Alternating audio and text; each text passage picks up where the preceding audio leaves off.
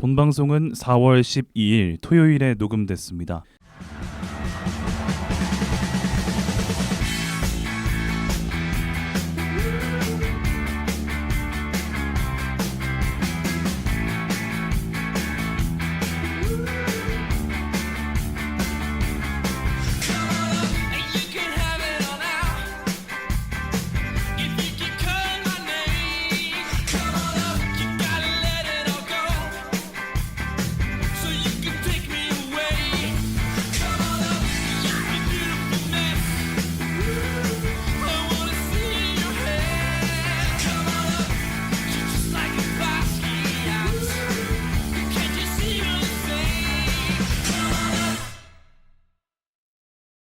고품격 야구 라디오 야자수 힘차게 문을 열겠습니다. 야구에 대한 자유로운 수다 야자수 630번째 에피소드 시작하겠습니다.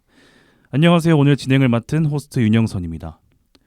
자, 지난 시즌 왼쪽 어깨 부상으로 단 158타석, 수비 이닝 306.2이닝 만에 시즌 아웃되며 아쉬움을 삼켰던 이정우 선수가 올 시즌 절치부심하며 뛰어난 모습을 보여주고 있는데요.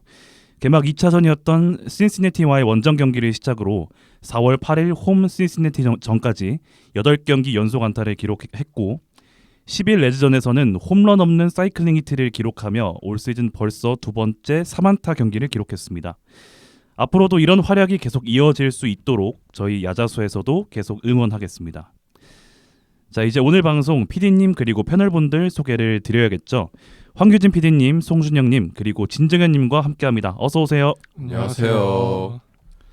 네, 반갑습니다. 제가 오프닝에 이정우 선수 얘기를 했는데 저희 녹음일 기준으로 드디어 올 시즌 첫 홈런을 때려냈습니다. 오늘 경기 보고 오셨나요?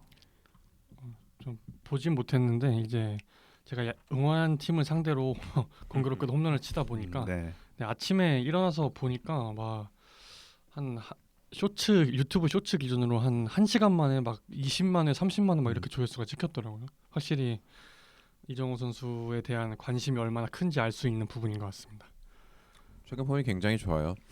그러니까 지난 시즌에 문제가 됐던 것들이 결국에는 그 패스트볼 대처, 그러니까 메이저리그 넘어간 첫 시즌에 어쨌든 대부분의 동양 타자들이 고전을 하는 패스트볼 이 무브먼트가 심하죠. 메이저리그로 넘어가면 기본적으로 스윙 무브먼트가 심해지고 구속도 빨라지고 하다 보니까 거기에 적응을 못해서 이제 타이밍도 다 망가지고 이런 경우가 많았는데 역시나 비슷한 곳에서 고전을 했는데 최근 이제 치고 있는 모습을 보면은 완전히 타이밍에 적응을 했다.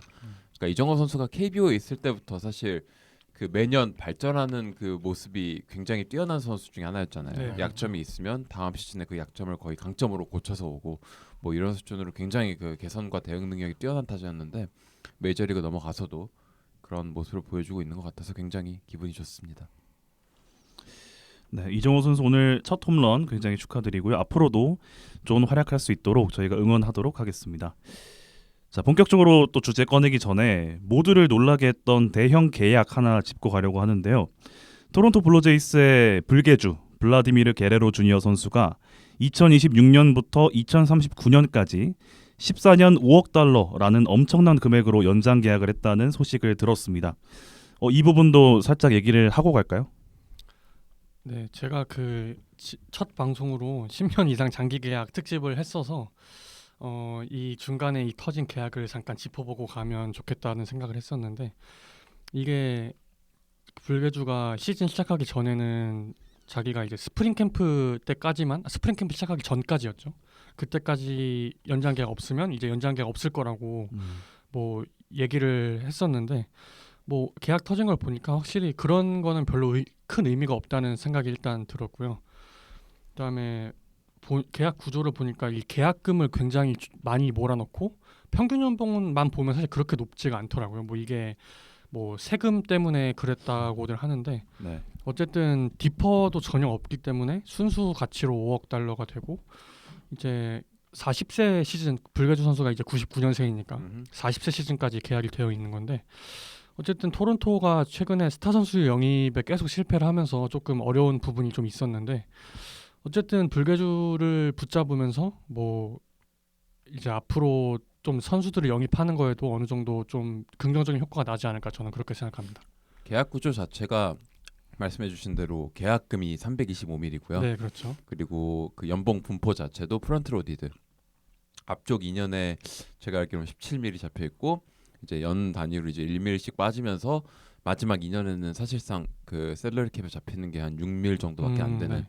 그러니까 어떤 의미에서는 되게 토론토가 외부 빅네임 FA들한테 그닥 매력적이지 못한 팀이라서 어떻게든 이제 벨게주 자기 홈그로운 스타를 잡아야 되는 상황에서 최대한 몸을 비틀어서 네. 좋은 계약을 이끌어냈다라고 저는 생각을 합니다. 네. 이게 최근에 토론토가 노리던 선수들 보면은 죄다 대형 타자들이 많았거든요. 네. 그것도 홈런 타자들. 근데 안타깝게도 토론토의 홈구장은 타자들한테 그렇게 좋지 못해요. 오히려 마이너스가 되면 마이너스가 됐지. 그러다 보니 그 영향도 좀 있을 것 같은데 그런 홈구장을 쓰면서도 이제 장타를 충분히 쳐줄 수 있는 이제 벨게조 같은 경우에는 토론토 입장에서는 뭐 외적인 이유도 있겠지만 내적인 이유에서도 무조건 잡아야만 했던 선수고 그래서 좀 많은 투자를 해서 결국에는 코어는 하나 확실하게 세워놨다 정도로 봐도 될 것 같아요.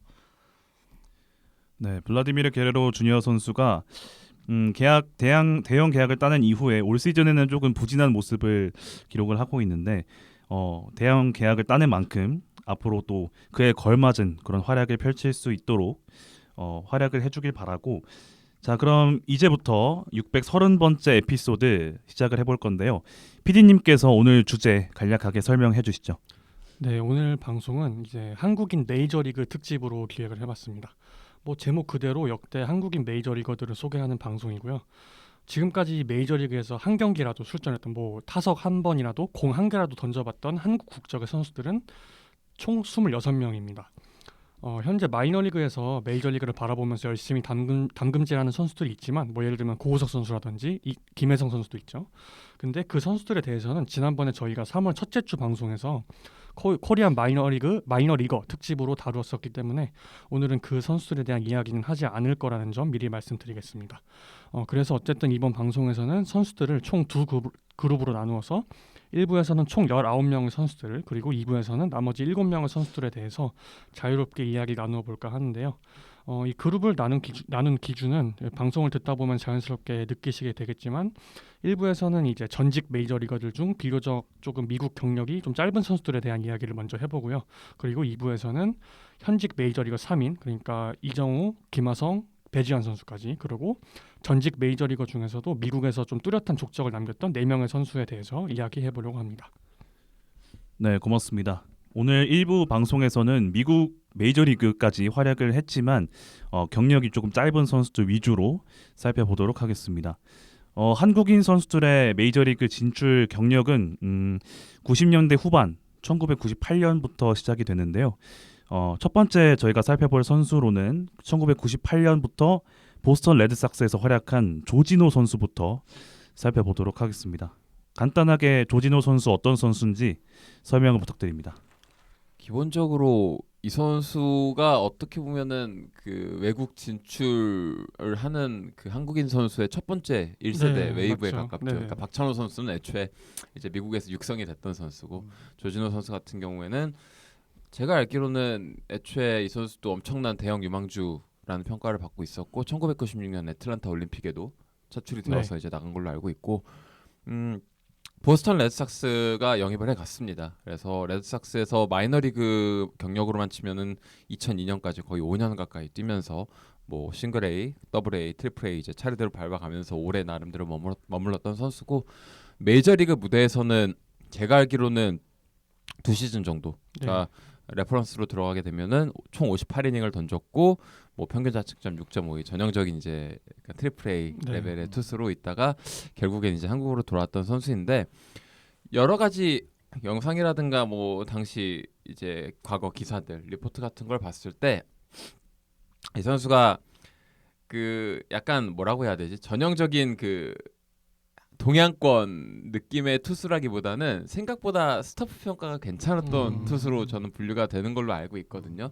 애초에 그렇기 때문에 이제 레드삭스에서 데려간 게 아닐까 싶고 여러 가지 뭐 여담 같은 것들도 있는데 이 선수가 좀 미국에서 문제가 있었던 게 그 향수병. 네, 향수병 문제가 있었다고 개인적인 하더라고요. 사생활, 그러니까 좀 나쁜 쪽이 아니라 개인적으로 좀 심리적으로 좀 어려움을 겪어서 결국에 음. 적응에 좀 난항을 겪고 한국으로 돌아온 케이스인데 가장 큰 요소 중에 하나가 됐던 게 그 아버지 임종을 지키지 못했던 게 좀 많이 큰 어떤 심리적인 안 좋은 요소로 작용을 했다고 하더라고요. 그래서 뭐 안타까운 케이스고 결국에는 2002년까지 마이너리그에서 뛰다가 이제 한국으로 돌아와서 뭐 SK라든가 삼성 뭐 구단을 왔다 갔다 하면서 이제 활약을 하다가 이후에는 이제 은퇴를 하고 지도자 생활을 하고 있는 그런 선수로 보시면 되겠습니다. 네, 네, 그러니까 한국인 2호 메이저 리거고요. 그렇죠. 그다음에 2호 선발승 이제 다 1호는 당연히 다 아시는 박찬호 선수겠고요.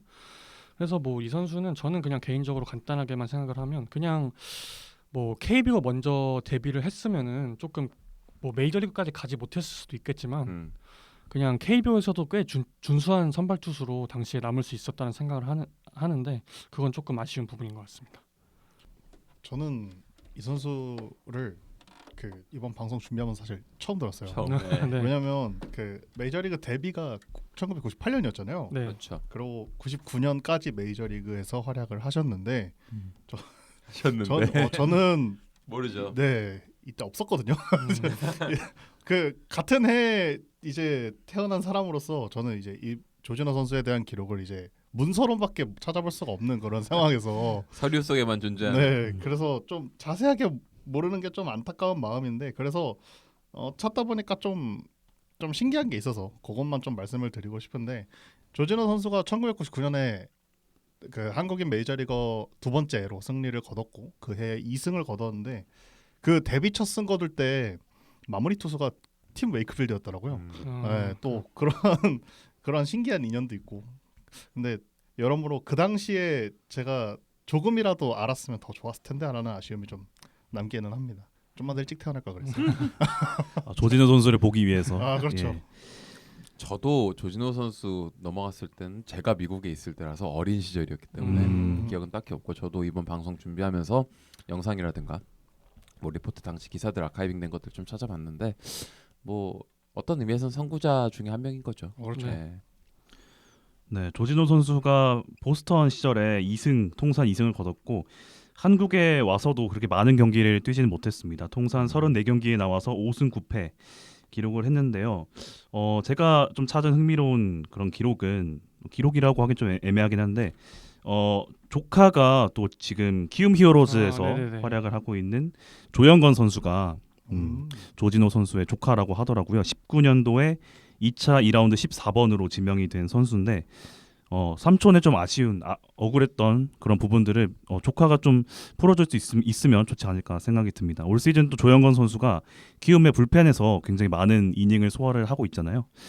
조영건 선수가 조진호 삼촌의 그런 기록을 이어갔으면 하는 바람입니다. 자, 두 번째 선수입니다. LG 트윈스에서 맹활약을 했던 이상훈 선수인데요. 이상훈 선수 얘기를 한번 해볼까요? 네, 뭐 이상훈 선수 같은 경우는 그 KBO에서 말씀하신 것처럼 KBO에서 먼저 뛰다가 바로 미국으로 간 것도 아니고 또 일본을 거쳐서 미국으로 갔죠. 그 제가 알기로는 일본에서의 활약도 꽤 나쁘지 않았던 걸로 생각을 하고 있는데 이런 케이스 같은 경우는 제가 뭐 뒤에 나올 선수들에게도 다 비슷하게 적용이 되는데 약간 일본을 거치지 않고 미국으로 먼저 갔으면 조금 더 좋은 활약을 하지 않았을까라는 생각이 많이 들거든요. 이게 뭐 우리나라 한국 국적 메이저리거 선수들을 보면 좀 늦은 나이에 진출하는 경우가 좀 되게 많이 있더라고요. 그래서 그런 게 조금 아쉬웠고 일본에서도 조금 선발 투수로는 확실히 조금 아쉬웠는데 이게 중간 개투로서는 활약이 나름 나쁘지 않았거든요. 그래서 이 미국 가서도 중간 개투로 어느 정도 분류가 돼서 활약을 했는데 이런 사실 근데 해외 진출이라는 것 자체가 이상훈 선수 같은 경우는 조금 자신이 막 원해서 간 거라기보다도 약간 프런트와의 어느 정도 마찰이 있었던 걸로 제가 찾아보니까 나오더라고요. 그래서 사실 이상훈 선수가 좀 뭔가 선수 시절에도 약간 자유로운 영혼 같은 느낌이 좀 있었는데 뭔가 좀 그런 특이한 약간 성격을 가지신 분인 것 같습니다. 야생마라는 별명이 있으셨죠. 네. 그러니까 한국 기준으로는 파이어볼러. 거의 150km에 육박하는 공을 던지는 투수였고 좌투수 네, 메리트 있죠. 그렇죠. 이거 메이저리그 기준으로 봐도 당시 메이저리그 스케일로 보더라도 솔리드한 선발 뭐 하이엔드까지는 아니지만 뭐 백로테이션 뒤쪽에서 있는 선발이라든가 어느 정도 괜찮은 불펜 투수의 스케일이 나왔기 때문에 실제로 관심을 받았고 이 선수가 제가 알기로는 애초에 말씀해 주신 대로 미국 진출을 바로 할 수 있었어요.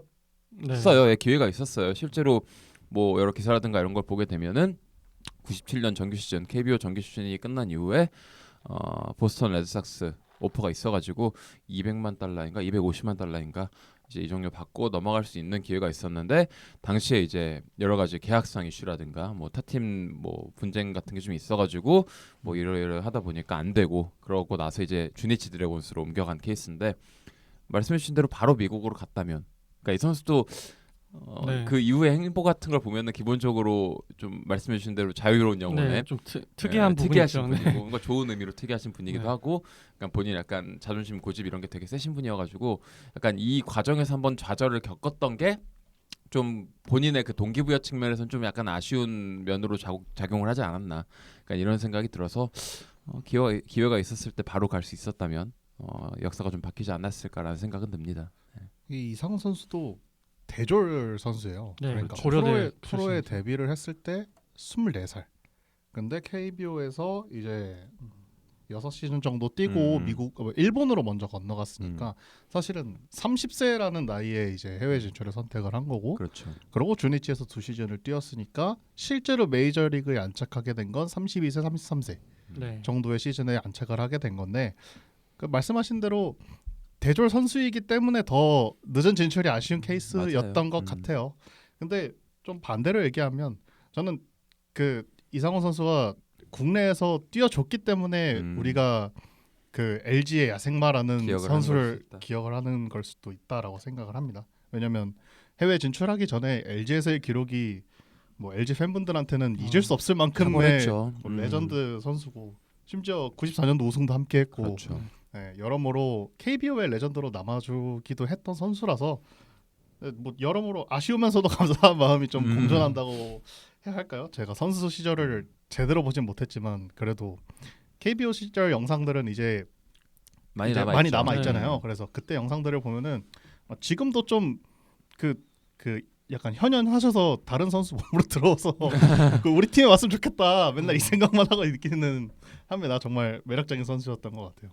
슬라이더라든가 뭐 스플리터 같은 공들은 다시 보더라도 굉장히 네. 매력적인 그런 공들이었기 때문에 뭐 탁월한 재능이었고 네. 뭐 여러 가지 이유로 인해서 아쉽게 본인의 재능을 완전히 꼽히지는 못한 뭐 그런 케이스로 보시면 될 것 같습니다.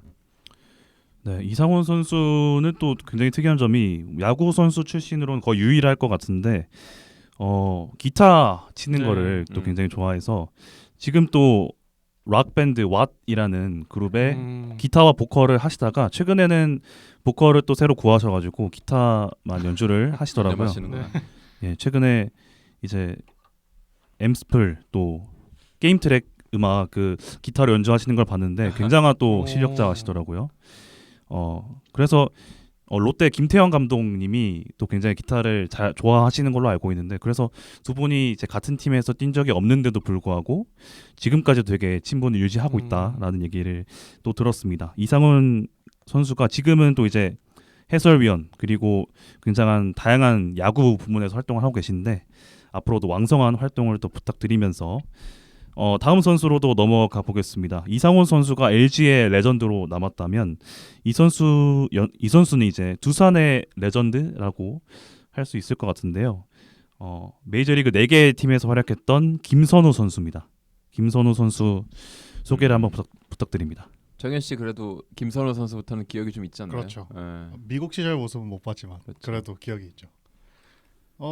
김선우 선수가 저희가 아까 이제 그 96년 애틀란타 올림픽 얘기를 잠깐 했잖아요. 네. 그때 1선발이었어요. 김선우 선수가. 맞습니다. 그때 네. 국대에 있었습니다. 네. 그리고 실제로 보스턴에서 지명을 했을 때 사이닝 보너스가 그 당시 기준으로는 액수가 큰 편이었죠.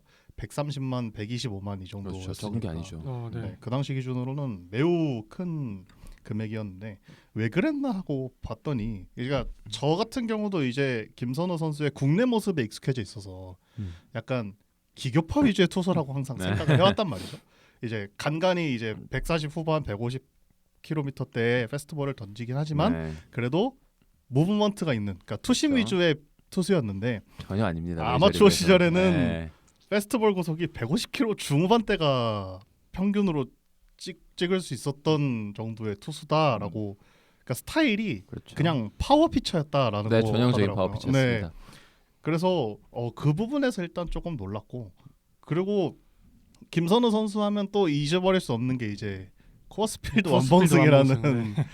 대기록을 또 음흠. 잊을 수가 없잖아요. 이게 네. 다른 구장도 아니고 쿠어스필드에서 원봉승을 했다라는 것도 정말 대단하고 사실 김선우 선수 두산 와서 제 기억으로는 첫 두 시즌 세 시즌은 그렇게 기대만큼 못했어요. 맞아요. 2009년도에 10승을 넘기긴 했는데 음. 그 평균 자책점도 그렇고 세부 지표가 별로 안 좋았는데 근데 2009년에는 두산 투수들이 다 그냥 살짝 다 못했거든요. 특히 선발 투수들이. 그래서 그때 누가 그런 말도 했었어요. 이게 어쨌거나 10승을 했으니 김선우가 있어 아니냐 뭐 이런 말도 돌던 그런 시즌이 있었는데 그 뒤로는 이제 본인의 스타일을 좀 바꾸면서 이제 투심 페스티벌 위주 그리고 원래는 없었던 이제 종으로 떨어지는 변화까지 갖추면서 좀 자기만의 어떤 승리 플랜을 또 찾아갈 수 있는 선수로 저는 기억을 하고 있습니다.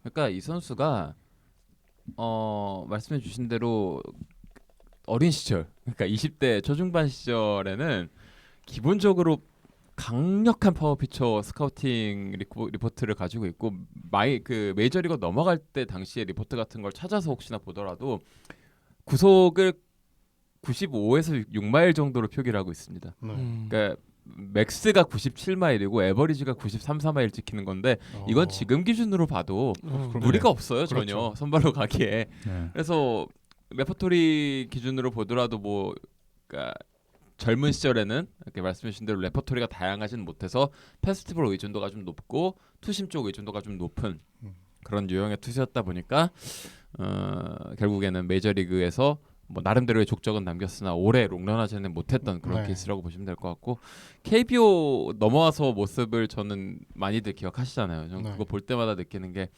KBO 막판에 던졌던 이 선수가 막판에 진짜 기교파로 바뀌었잖아요. 네. 특히 종으로 떨어지는 변화구 2개 정도 가지고 네. 이제 암사이드 글러브 사이드 왔다 갔다 하면서 이제 자꾸 장난질 치는 그런 투구를 주로 하셨는데 이때 그러니까 물론 이게 말이 안 되는 소리지만 그때 그 세컨더리 완성도를 가지고 구속은 어린 시절에 그걸 가지고 있었다면 메이저리그에서도 충분히 뭐 에이스까지는 아니더라도 미드 로테이션으로 롱런 할 법하지 않았나. 그러니까 재능 자체는 그러니까 사람들이 이런 게 있는 것 같아요. 오히려 많이 눈에 익으면 익을수록 어떤 선수의 그 타고난 재능이나 이런 대단함을 잘 모르는 경우가 있어요. 네, 그렇죠. 그러니까 보면 볼수록 안 좋은 모습도 보게 되고 좋은 모습도 같이 보고 이러다 보니까 이게 섞이다 보니까 이 선수가 얼마나 특출난 재능인지를 좀 잊는 경우가 있는데 제 생각에는 김선호 선수는 KBO 역대로 확장하더라도 상위권 최상위권에 들어갈 법한 그런 탁월한 로탤런트를 지닌 투수였다고 생각을 합니다. 네, 뭐 이 선수 메이저리그에서 300이닝 투구 이닝이 300이닝이 넘고요. 맞아요, 많이 던졌어요. 네, 그리고 뭐 아까 말씀해주신 것처럼 계약금도 당시 130만 달러였으니까 진짜 기대가 컸던 선수였고, 근데 김선우 이제 위원이라고 해야겠죠. 김선우 위원 같은 경우는 요즘 제가 이것저것 찾아보면서 많이 들었던 얘기가 이제 고등학교 졸업하고 미국으로 바로 진출하는 것은 추천하지 않는다고 되게 말씀을 이것저것에 나와서 많이 하셨더라고요. 그러니까 이렇게 말씀하시는 거 보면 본인도 어느 정도 미국에 가서 아쉬움 같은 게 좀 많이 개인적으로 남지 않았나 생각이 듭니다. 네, 김선우 선수 아까 쿠어스필드 완봉 얘기가 나와서 제가 좀 더 첨언을 하자면 쿠어스필드 완봉 경기가 2005년 9월 24일 샌프란시스코 자이언츠와의 승부에서 나왔고요. 9이닝 동안 피안타 3개, 볼넷 하나, 공 101개를 던지면서 완봉을 거뒀는데 이 3개의 피안타가 노모 히데오 선수에 이어서 쿠어스필드 최소 피안타 투수라고 합니다. 당시 노모 히데오 선수는 쿠어스필드에서 무려 노히터 피칭을 했기 때문에 피안타 제로였고요. 그 다음에 김선우 선수가 3개의 피안타로 그 다음 선수였다는 거. 제가 이 선수를 두산의 레전드라고 표현을 했는데 뭐 그렇게 동의를 안 하시는 분도 있을 것 같아요. 근데 2011년도에 이제 두산의 그런 힘들었던 상황, 그러나 니퍼트 선수와 둘이서 원투펀치를 이루면서 두 선수가 나올 때는 거의 매번 승리를 했던 기억이 있거든요. 나머지 경기는 패하더라도. 그래서 저만의 레전드 투수였다는 거 얘기를 하면서 다음 네 번째 투수는 봉중근 선수. 또 한국 국가대표로서 일본 킬러라고 불렀던 봉중근 선수에 대해서 이야기 나눠보겠습니다. 봉중근 선수도 찾아보니까 애틀란타가 120만 달러 계약을 했더라고요. 네. 그러니까 김선우 선수도 그렇고 봉중근 선수도 그렇고 거는 기대가 엄청났다. 그래도 어느 정도 거는 기대가 있었다. 당시 기준 이 정도의 사이닝 보너스라면 네. 어느 정도 거는 기대가 있었다인데 봉중근 선수는 좀 특이한 게 이 지명을 받았던 때가 97년인데 이때면 봉중근 선수 18살 때예요. 네, 고등학생. 네, 고등학교 2학년 때 지명을 받아서 이제 고등학교 3학년 나이, 그러니까 한국 나이로 19살 때부터 이제 마이너리그 생활을 시작을 했는데 네. 이 선수가 그 종종 그 레전드 매치나 이런 데서 그런 모습을 보여준 적이 있는데 원래는 타격 재능이 엄청 뛰어난 선수였어요. 그래서 고등학교 시절에도 사실 타자로서 더 주목을 받았고 애틀란타도 처음에 지명했을 때는 외야수로 생각을 하고 지명을 했다라고 얘기를 했는데 이게 애틀란타에 가서 첫 훈련 당시에 타격을 하는데 그 타격 훈련에서 그날 하루에서만 배트를 4개씩 부러뜨렸다. 그래서 더 이상 쓸 배트가 없으니 훈련은 해야 되니까 투수조 가서 훈련을 해라 했더니 좌완에 140 중반이 나오네 해서 애틀란타가 그때부터 이제 투수로 이제 육성을 시작을 했다라는 얘기가 있더라고요. 네. 선수 본인은 근데 타자에 대한 욕심이 좀 남기는 했었나 봐요. 그래서 이제 이 해당 관련 인터뷰를 하실 때도 보면 그러니까 애틀란타에서도 딱 눈 딱 감고 한 시즌만 타자로 써줬으면 어땠을까라는 아쉬움이 항상 남았다고는 하시는데 그래서 실제로 메이저리그에서도의 기록을 보면 2003년에 그래도 44경기 나와서 57이닝 그러니까 전형적으로 원포인트 내지는 롱릴리프 이하 2이닝에서 3이닝 던져줄 수 있는 선수로 나왔던 것 같아요. 그래서 평균 자책점이 5.05를 기록을 했는데 근데 문제는 이 시즌 말고는 10경기를 채웠던 시즌이 없어요. 그러니까 2002년에 한 경기 데뷔전, 2004년에 3경기 그리고 마이너리그 생활을 계속 하다가 네, 팔꿈치 부상으로도 한 해 쉬고 그리고 2006년에 WBC 이제 3월 초에 참가한 이후부터는 그냥 한국 쪽으로 넘어와서 이제 LG에 또 전설로 남아서 이제 레전드 중에 하나가 된 봉중근 선수인데 저는 그러니까 저도 이제 두산 팬이다 보니까 이제 LG랑 경기를 하면 항상 조금 더 집중을 하게 되는 경향이 있거든요. 아마 많은 야구 팬분들이 그러실 텐데 근데 봉중근 선수 나올 때마다 참 까다로웠어요. 제 기억에는 그랬어요. 이게 이 선수가 그 KBO 기준으로는 이제 140 초반대 공이긴 한데 최고는 150도 전 나왔던 걸로 기억을 하고 항상. 네. 그리고 이 선수 항상 좋았던 점, 봉중근 선수의 최대 장점 중에 하나가 견제 능력이 좋아요. 픽업. 네, 견제 능력, 그 수비 능력이라고 하죠. 그래서 그러니까 저희 그 모습 다 기억하시잖아요. 이치로 선수 견제, 이치로 선수 견제에서 이제 슬라이딩하게 만드는 그 장면. 그러니까 그 장면이 가장 대표적이라고 생각을 하는데, 그러니까 봉중근 선수가 전성기 선발 투수로 활약하던 시기에 두산은 팀 컬러가 발 빠른 선수 위주들로 이제 네. 굴러가는 육상부 시절이었기 때문에 더 까다로웠던 것 같아요. 이상하게 봉중근 선수가 마운드에 있으면 도루를 할 거라는 자신이 좀 떨어지는 그런 느낌이어서 항상 긴장을 했었는데, 네. 그래서 제가 기억하는 봉중근 선수는 이제 그런 선수였는데 좀 저도 메이저리그 시절에 영상을 못 본 게 좀 아쉽기는 하네요. 저도 당시 영상을 좀 봤으면은 어땠을까 좀 궁금하긴 합니다.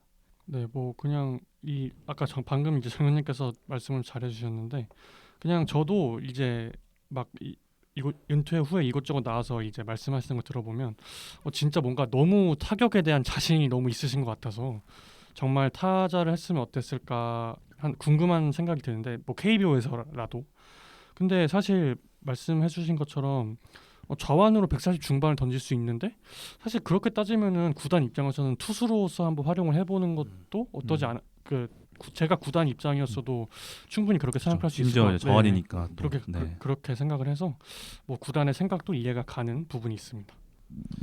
네, 봉준근 선수 또 2009년 WBC 저희가 WBC 2009년 경기는 거의 웬만하면 생중계로 다 보셨을 것 같은데 네, 네. 이때 유독 또 일본을 굉장히 많이 만났잖아요. 네. 네 번 만났나요, 저희가? 그 중에서 봉준근 선수가 3경기에 출전을 해서 16과 3분의 2이닝 동안 자책점 단 한 점만 주면서 이 당시에 일본 킬러라는 별명이 붙었었는데 봉준근 선수 앞으로 이제 은퇴하셨으니까 앞으로의 삶도 굉장히 또 응원하겠고요. 다음은 이제 서재흥 선수 뉴욕 매치에서 활약을 했던 서재흥 선수에 대해서 또 보겠습니다. 제가 잘 알죠. 네, 선수는. 그렇죠. 제가 어릴 때 딱 네. 매치 어릴 때 입문했을 때가 이제 2000년대 초반 그때고 살던 때도 그 언저리여갖고 기억을 합니다. 실제로 당시 서재흥 경기는 제가 많이 봤던 TV로 봤던 기억이 있어서 그러니까 어린 그 기억을 떠올리자면 뭐 우리나라 팬들에게도 되게 익숙한 별명 있죠. 컨트롤 아티스트. 네. 네. 서덕스를 그렇죠. 서덕스 뭐 이런 별명들이 있었는데 이 선수가 실제로 2003년하고 2005년 그 두 시즌만큼은 확실한 메이저리그 레벨의 선발로 활약을 했던 선수예요. 그리고 특히 그 중에서도 2003년 그 시즌 중반부 한 4월에서 6월, 7월 이 정도 스트레치는 아직도 기억나는 게 그 10대 번의 등판에서 평균 자책점이 거의 3점대 초반, 2점대 후반. 그걸 리그에서 손꼽히는 수준의 퍼포먼스를 보여줬거든요. 그래서 이 선수가 제 기억으로 이제 떠올려 보더라도 패스트볼 구속은 당시 기억으로 봐도 엄청나게 빠르다는 느낌은 아니었고 지금 다시 이제 영상을 보더라도 90마일에서 91마일 정도 찍는 보통 그 언저리에서 형성이 되는 패스트볼 컷이 약간 있는 패스트볼인데다가 체인지업 위주로 구사를 하던 선수였어요. 그래서 그때 경기를 보면서도 와 제가 알던 그 어린 시절 알던 그 메이저리그 투수들은 구속 막 윽박 지르고 빠른 공 던지고 막 이렇게 막 날라당기고 하는 투수들이었는데 서재영 선수는 그런 와중에서도 뭔가 그 정교한 투구로 약간 타자들을 제압하는 그런 인상을 줘서 좀 많이 특이하다는 느낌이 있었는데 이 선수가 2003년에 그렇게 엄청난 활약을 했는데 제가 알기로는 그 메커니즘 본인의 투구 메커니즘을 이제 좀 약간 교정을 하는 그런 거에 있어서 약간 고집이 있었나 봐요. 그래서 지금 보니까 당시 매체 투수 코치였던 그 누구였지? 제가 기억이 난다. 릭 피터슨일 거예요 아마. 릭 피터슨하고 약간 갈등이 있어가지고 뭐 이런저런 일이 있어가지고 좀 뭐 일이 있었고 그리고 2004년에는 좀 약간 활약이 애매했다가 2005년에 다시 콜업이 돼서 그때 굉장히 뛰어난 활약 이제 보여줬거든요. 근데 2005년에 서재영은 당시 영상을 이제 다시 보게 되면은 체인지업보다는 이제 슬라이더라든가 커브 같은 다양한 이제 세컨더리 구종들을 추가해서 레퍼토리의 다양성으로 상대를 제압하는 그런 투수로 또 거듭났고요. 그래서 이 두 번의 시즌만큼은 누가 얘기를 하더라도 뭐 한국인 메이저리그 투수 중에 최상위 레벨의 활약을 펼쳤던 선수고 아주 굵직한 족적을 남긴 투수라고 봐도 무방할 거고요. 물론 그 이후에 다저스로 트레이드된 이후에는 좀 아쉬운 활약을 펼치면서 이제 메이저리그 무대를 떠났는데 제 생각에는 서재영 선수가 메이저리그에 더 남으려면 계속 남을 수는 있었을 것 같아요. 그러니까 그 정도의 그 두 시즌 풀시즌 두 번에 걸쳐서 그 정도의 활약을 펼치는 선수는 어지간하면은 그렇죠. 스플릿 계약 정도는 받거든요. 네. 근데 KBO로 돌아온 게 뭐 전후 사정은 제가 알진 못하지만 뭐 개인적인 이유가 있겠지만 약간 좀 아쉬운 부분이 있다. 그런 생각이 드는 투수고 뭐 그럼에도 불구하고 KBO로 넘어와서도 뭐 아주 롱런까지는 아니지만 좋은 활약도 보여줬었고 본인의 약간 탁월한 재능을 KBO 팬들 앞에서 이제 여과 없이 보여줬던 구간도 있기 때문에 여러모로 참 어떤 의미에서는 동양권 투수에게 가지는 프로토타입 그 선입견 있잖아요. 네. 네. 구속보다는 그 기교, 기술, 네. 정교한 제구, 약간 이런 느낌을 전형적으로 보여준 그리고 그걸로 성공을 이뤄낸 그런 투수가 아닌가라는 생각을 합니다. 정말 좋은 투수였던 기억이 있어요. 네. 기교도 극에 달하면 맞아요. 성공할 수 있다는 거죠. 네. 사실 국내에서 그러니까 기아 시절 뭐 보여줬던 모습 또 좋았어요. 스타일과 유사했다라고 네, 봐도 그게 될 별반 것 다르지 같아요. 않았어요. 네. 네. 그래서 이제 KBO 시절에서도 이제 44이닝 연속 무실점 음. 기록도 세우고 그러면서 활약을 참 잘 해줬었는데, 그러니까 아까 말씀해주신 대로 조금 더 이제 메이저 무대에 남았다면 좀 생중계로도 볼 수 있지 않았을까 하는 좀 아쉬움은 남긴 하네요. 그러니까 정말 지금도 서재영 선수 영상은 이제 좀 많이 남아 있는 케이스라서 가끔 찾아보곤 하면은 진짜 좀 멋있게 던지더라고요. 그렇죠. 네, 투구폼도 네, 되게 뭐 역동적이라기보다는 되게 부드럽게 부드럽게 네. 이렇게 무르르듯이 가는 게 되게 멋있어요. 그래서 좀 여러모로 대단한 선수이기도 하고 동시에 메이저 생활이 기량에 비해서 짧았기 때문에 기량에 더- 비해서 짧았어요. 네, 예, 그래서 분명 더 더 오래 아쉽게 할 수 있었는데 네, 맞습니다. KBO로 넘어와서도 볼넷을 진짜 안 줬어요. 네, 예, 맞아요. 아직도 기억나는데 9이닝당 볼넷이 막 1점대였던 시즌도 있고 네. 대단한 투수였습니다.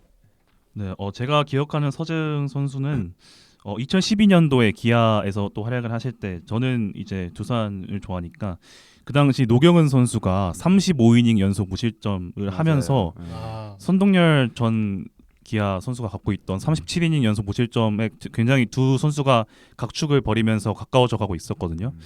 근데 결국 노경은 선수는 실점을 하면서 기록을 깨지 못했고 서재영 선수가 2경기 연속 완봉승을 하면서 44이닝 연속 무실점을 기록을 완성했는데 근데 이 기록이 좀 아쉬운 게 뭐냐면 이 시즌에 10승을 못했더라고요. 10승을 못했더라고요. 네, 승리는 투수의 네. 역량과 별개입니다. 네.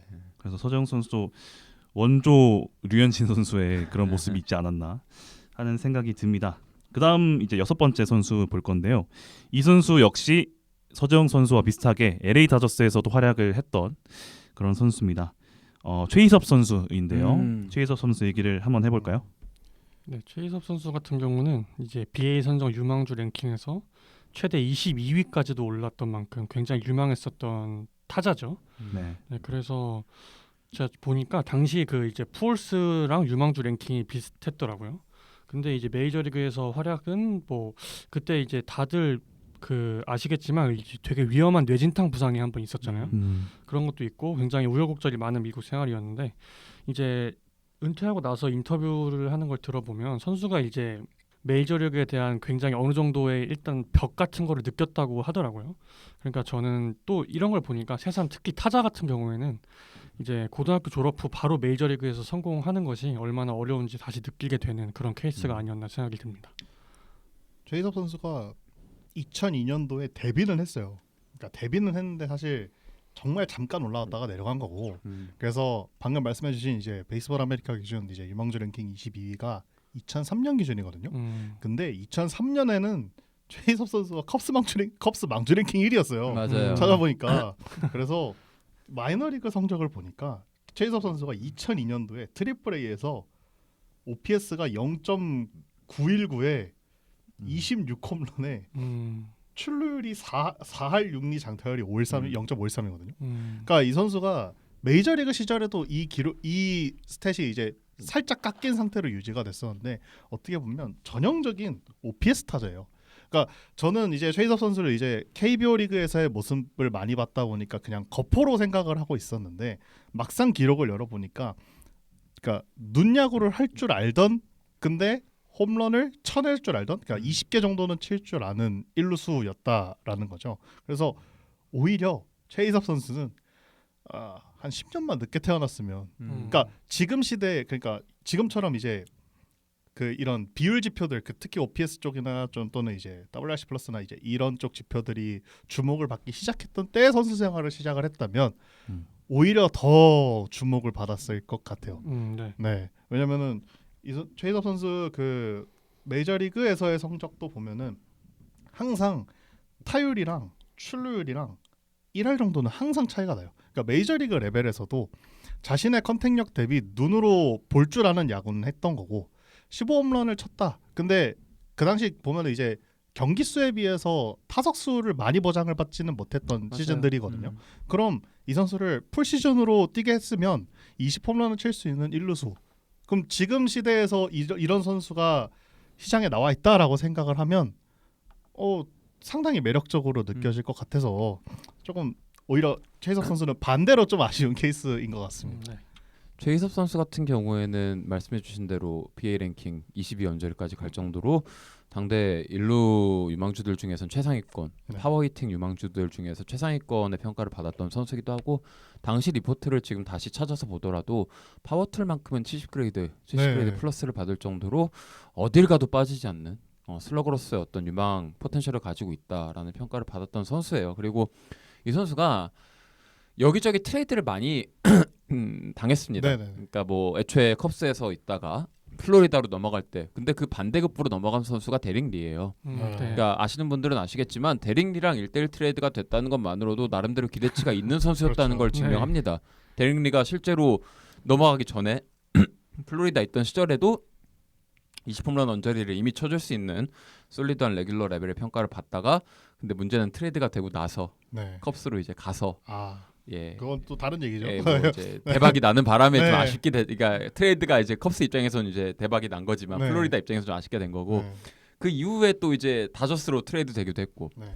그리고 또 그러고 나서 보스턴에서도 이제 필요로 해서 이적을 하기도 했고 그러니까 언제나 이 선수의 잠재력을 높게 평가한 팀들은 꼭 있었다는 거예요. 네. 그런데 결국에는 이제 올해 메이저리그를 봐오신 분들이라면 알겠지만 이 선수가 메카닉적으로 레버가 길고 상체 활용보다 약간 이쪽에 좀 약간 약점이 있다는 평가를 계속 받던 선수라 배트 스피드 측면에서 아쉬움이 항상 있었어요. 그러니까 지금 기준으로 보더라도 영상을 다시 돌려보시면 알겠지만 좀 둔하게 돌아 나와요. 그런 경향이 있고 그러다 보니까 몸쪽 공에 대한 약점이 항상 제기가 됐던 선수입니다. 그러니까 그때 뭐 당시 스포츠 뉴스라든가 뭐 이런 거를 보시던 분들이라면은 최희섭의 몸쪽 공 항상 들으셨던 그 표현일 거예요. 그래서 이게 결국에는 메이저리그 커리어 내내 발목을 잡아서 이제 KBO로 리턴을 할 수밖에 없었던 선수고 제 생각에는 지금 시대로 와서 당시에 비해서 그 메카닉적으로 이런 거 교정을 잘 해주잖아요. 이론적으로도 많이 발전을 한 시대고 지금이 네. 그러다 보니까 지금 시대에 약간 그런 메카닉적인 전문성을 가지고 있는 어떤 사람들하고 협업을 해서 약점을 개선했다면 말씀해주신 대로 훨씬 무서운 타자가 되지 않았을까라는 생각을 하게 됩니다. 툴적으로는 되게 매력이 많았던 타자였거든요. 네. 그래서 뭐 실제로 KBO로 돌아와서도 거의 거의 6, 7년 가까이 기아의 전성기를 이끌었죠. 나름대로 여러 기여도 하고 그렇죠. 네. 정말 많은 홈런을 쳐내고 그래서 최희섭 선수 같은 케이스가 어떤 의미에서는 그 메이저리그와 KBO의 전반적인 격차를 전적으로 보여주는 선수라고 생각을 해요. 네. 예, 그쪽에서 약점이라고 여겨졌던 게 KBO로 넘어오게 되니까 전혀 약점이 아니게 된. 그러니까 너무 그게 뚜렷하게 보이는 케이스였어서 뭐 여러모로 좀 아쉬운 케이스라고 볼 수 있을 것 같습니다. 네, 최희섭 선수의 특이한 기록 중에 하나가 2005년도 이제 메이저리그 올스타전 홈런 더비를 출전을 했었는데요. 그 당시 홈런을 5개를 때려냈었는데 이게 2014년까지 다저스 선수로는 홈런 더비에서 최다 홈런 개수가 5개라고 하더라고요.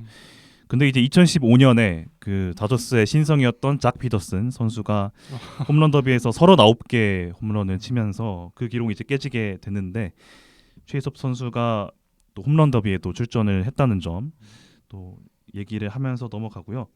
7번째 선수는 2022-2023 시즌 55살 시즌까지 활약을 했던 구대성 선수 얘기를 해보도록 하겠습니다. 네, 뭐 구대성 선수 같은 경우는 그 굉장히 유명한 영상이 있죠. 그 랜디 존슨 랜디 존슨 상대로 맞습니다. 2루타 치고 이제 그 홈에 굉장히 허슬 플레이로 들어오는 그렇죠. 그 장면. 저도 굉장히 많이 돌려본 영상인데, 근데 이 선수는 뭐 어쨌든 조금 아쉬운 부분이 정말 나이가 너무 많은 상태에서 사실 진출했죠. 거의 네. 40이 다 돼가는 시점에 네. 넘어갔죠. 찾아보니까 네. 메이저리그 데뷔할 당시 나이가 36살입니다. 네, 맞아요. 네, 그래서 뭐 이런 경우도 이제 조금 젊었을 때 갔으면 어땠을까 하는 생각이 들기도 하지만 네. 이제 아쉬운 부분이 이때 그 아까 제가 말씀드린 그 홈에서 이제 슬라이딩을 하는 과정에서 이때 그때 구대성 선수가 체온 유지를 위해서 그 베이스 러닝 할 때도 이제 점퍼를 입고 네, 있었는데 맞습니다. 그 점퍼 안에 그 여기 가슴 주머니 쪽에 공을 넣어놨다고 하더라고요. 근데 슬라이딩을 하면서 그 공이 이제 갈비뼈를 좀 누르면서 갈비뼈 부상이 있었다고 하는데 사실 근데 그 이 부상 전후를 비교해봐도 사실 그렇게 유의미한 성적 차이가 있진 않거든요. 그래서 그냥 조금 젊을 때 그냥 했으면 좀 더 그래도 나름 준수한 자완 투수였으니까 원 포인트로서 어느 정도 기여도가 있지 않았을까 하는데 그건 조금 아쉬운 부분인 것 같습니다.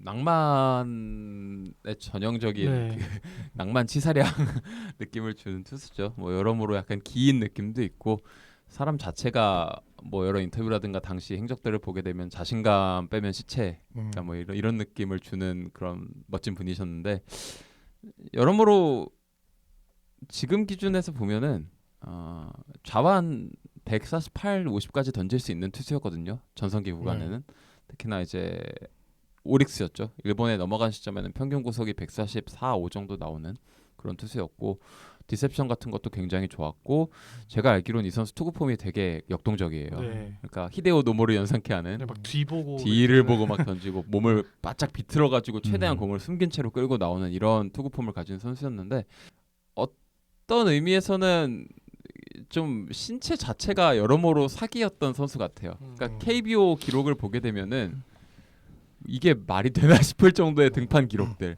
흔히 얘기하는 중무리, 네. 뭐 전날 3이닝 던지고 다다음 날 나와서 또 4이닝 던지고 이런 경우도 있고 그냥 애니콜 수준으로 불려 나와서 던졌던 투수인데도 선수 생활을 나름 길게 유지해 갔던, 그리고 통산 기록도 보게 되면 꽤나 어마어마한 성적을 쌓은 그런 그렇죠. 선수고 사실 뭐 이런 얘기하기 좀 리스펙이 없다고 볼 수 있겠지만 메이저리그 레벨의 투수까지는 아니었다고 생각은 해요. 다만 선수 본인의 약간 낭만과 어떤 그 자신감 그리고 선수 약간 그 꿈 약간 이런 것 때문에 막판에 이제 도전을 한 케이스인데 지금도 이제 한화 시절 빙그레 시절 투구 영상을 보게 되면은 어떤 의미에서는 진짜로 동양권 투수의 정수 느낌을 주는 디셉션과 약간 어느 정도의 스토프와 커맨드의 조화 그리고 약간 다양한 세컨더리를 중심으로 한 레퍼토리 구성 뭐 이런 것들이 다시 봐도 보는 맛이 있는 투수였는데 아무래도 메이저리그의 벽은 어느 정도 높다 약간 이런 생각을 또 하게 되고 물론 짧게 뛰긴 했지만 근데 그 랜디 존슨 2루타 치고 이제 홈까지 대시하는 그 영상 자체는 어딜 가더라도 여전히 많이 그렇죠. 네. 보여지는 장면이거든요. 심지어 미국 현지에서도 자주 틀어주던 그런 장면으로 남았거든요. 그래서 뭐 이런 역사에 남을 만한 명장면을 하나 남긴 것만으로도 선수의 레거시가 오래오래 남아서 이어지지 않을까. 대단한 선수였습니다. 네. 자, 구대성 선수 얘기를 해봤는데요. 구대성 선수는 또 특이한 게 2011년에 이제 시드니로 이적을 하면서 한국 선수로는 최초로 이제 한미일 그리고 호주 리그까지 4개의 리그를 모두 경험한 그런 선수가 됐습니다. 제가 여기서 또 한 가지 궁금한 게 있는데요. 구대성 선수가 하나이글스의 유일한 우승이죠. 99년도 한국 시리즈 MVP를 차지를 했고 기아의 윤성민 선수와 함께 유의하게 투수 4관왕을 차지했던 그런 투수로 남아 있는데 하나이글스의 영구 결번에는 구대성의 이름이 없습니다. 네, 그렇죠. 영구 결번을 지금이라도 하는 게 맞다고 생각을 하시나요? 해야죠. 네, 저도 그렇게 생각합니다. 해도 손색이 전혀 없는. 그쵸. 지금 뭐 하나 연구결번 이제 면면들이 다들 화려하긴 하지만 네. 부대성 선수가 거기 못 들어갈 정도는 전혀 그쵸. 아니라고 생각합니다. 네. 여러 기록상으로 봐도 역대 탑에 들어갈 텐데 구단 역사상 탑에 해주는 게 맞다고 봅니다. 네. 이 방송을 하나이글스 구단 관계자분들이 네. 듣고 계실지 모르겠지만 그랬으면 좋겠습니다. 긍정적으로 검토를 부탁드리겠습니다. 자, 구대성 선수 얘기 또 해봤고요. 8번째 선수는 LG 트윈스에서 활약을 했던 류제국 선수 이야기를 또 해보겠습니다. 네, 뭐 류제국 선수 같은 경우는 사실 메이저리그에서도 그렇고 여기 한국에서도 그렇고 조금 약간 불명예스럽게 약간 예. 뭔가 사라지듯이 좀 은퇴를 했죠. 이제 제가 뭐 찾아보니까 이거 옛날에 들은 기억이 있긴 한 것 같은데 이제 물수리 사건이라고 하더라고요. 그것은 이제 천연기념물 같은 네네. 새에 무슨 돌을 던져서 이런 사건도 있었고, 그다음에 한국에서도 이제 좀 사생활 이슈가 있었죠. 그래서 이랬던 걸 보면 결론적으로 보면 그냥 뭐 갖고 있던 재능은 뛰어났을지 몰라도 조금 선수로서 대성하기는 어려웠을 것이라는 생각도 듭니다. 당시 이제 류제국 선수가 메이저리그 진출할 당시에는 이제 한국 선수들이 메이저리그 다이렉트로 직행하는 경우가 굉장히 많은 시기였거든요. 근데 그때 당시에도 계약금이 160만 달러였으니까 굉장히 기대를 많이 받았던 선수였는데 뭐 결국은 어느 정도는 재능이 있었다는 것조차도 사실 모르는 사람이 많을 정도로 아쉬운 선수라고 생각을 합니다. 이 선수도 스카우팅 당시에는 파워 피처로 맞아요. 생각을 해서 컵스가 이제 그 거금에 그러니까 높은 사이닝 보너스를 주고 데려왔던 건데. 리포트 보게 되면 맥스 97, 8마일 나와요. 네. 네, 당시 기준으로는 엄청난 속도죠. 157, 8마일 그 키로까지 나왔다는 거니까. 네. 근데 뭐 중간에 부상이라든가 뭐 그렇죠. 여러 이슈가 있어서 안 나온 네. 거고 구속이. 아무래도 팔꿈치 부상을 당한 이후에는 이제 구속 저하도 있었고 그래서 음. 아마 많은 분들이 기억하시는 LG 트윈스 시절의 류제국 선수의 모습을 보면 파워 피처라는 느낌이 드는 선수는 아니었거든요. 네. 오히려 포심, 그다음에 커터, 커브 체인지업 이렇게 좀 공끝이 지저분한 투수로 저는 기억을 하고 있고 실제로도 그랬었는데 이 선수가 부상 여파가 있긴 있었나 봐요. KBO 시절에서도 뛰면 뛸수록 구속이 느려지더라고요. 130대 후반까지 내려갔죠. 네. 네. 네, 이제 아무래도 본인이 이제 메이저리그에 이제 그 사이닝 보너스도 많이 받고 갈 만큼의 재능이 있었다 보니까 이제 그런 이제 경기 운영 능력으로 버텨왔던 건데 결국에는 이제 마지막에 가서는 이제 그것으로도 커버가 안 되는 지점까지 가서 이제 은퇴를 하게 됐는데 글쎄요. 근데 이런 선수들은 좀 요즘 들어서 더 많아진 것 같기는 해요. 그러니까 고교의 시절에 이런 뛰어난 스터프 내지는 또는 뛰어난 재능으로 인정을 받아서 이제 메이저리그에 지명을 받아서 가는 케이스들이 그러니까 저 시절에 한창 늘었었고 지금도 이제 몇몇 케이스들이 있는 것 같은데 확실히 장단이 있는 것 같아요. 그러니까 바로 가서 오히려 성공의 시기를 앞당길 수 있다면 그것도 좋은 거겠지만 또 어떻게 생각을 하면 아직은 다듬어지지 않은 원석이니까 한국에서 좀 뛰어보고 가는 것도 어떻게 보면은 장점이 될 수도 있고 어떻게 보면은 데뷔 시기가 늦춰진다는 단점이 될 수도 있고 케이스 바이 케이스. 네 여러모로 생각이 좀 많아지는 선수였던 것 같습니다.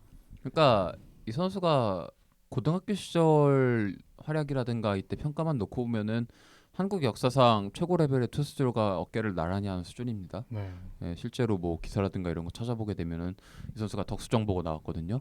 근데 그 당시만 해도 152kg까지 찍었다. 고등학교 시절에 뭐 그런 기록들도 남아 있고 실제로 고2, 고3 내내 거의 에이스 레벨의 팀의 에이스로 활약을 하면서 이제 고3 마케는 제가 알기로는 상이라는 상은 다 휩쓸었고 지금도 01 유제국은 그 고등학교 선수들 중에서는 거의 전설로 남을 만한 그런 시즌으로 분류가 될 정도니까 그 순수 스토퍼와 재능만큼은 뭐 어디 가서 꿀리지 않는 그런 선수였다고 봐야 될 것 같고 결국에는 전형적인 부상이 망친 케이스예요. 네. 그러니까 전형적인 부상이 망친 케이스고 마이너리그에서도 사실 넘어가고 나서 그러니까 아까 계속 그 사이닝 보너스 얘기해 주셨는데 165만 달러인가 160만 달러인가를 받고 넘어갔습니다. 네.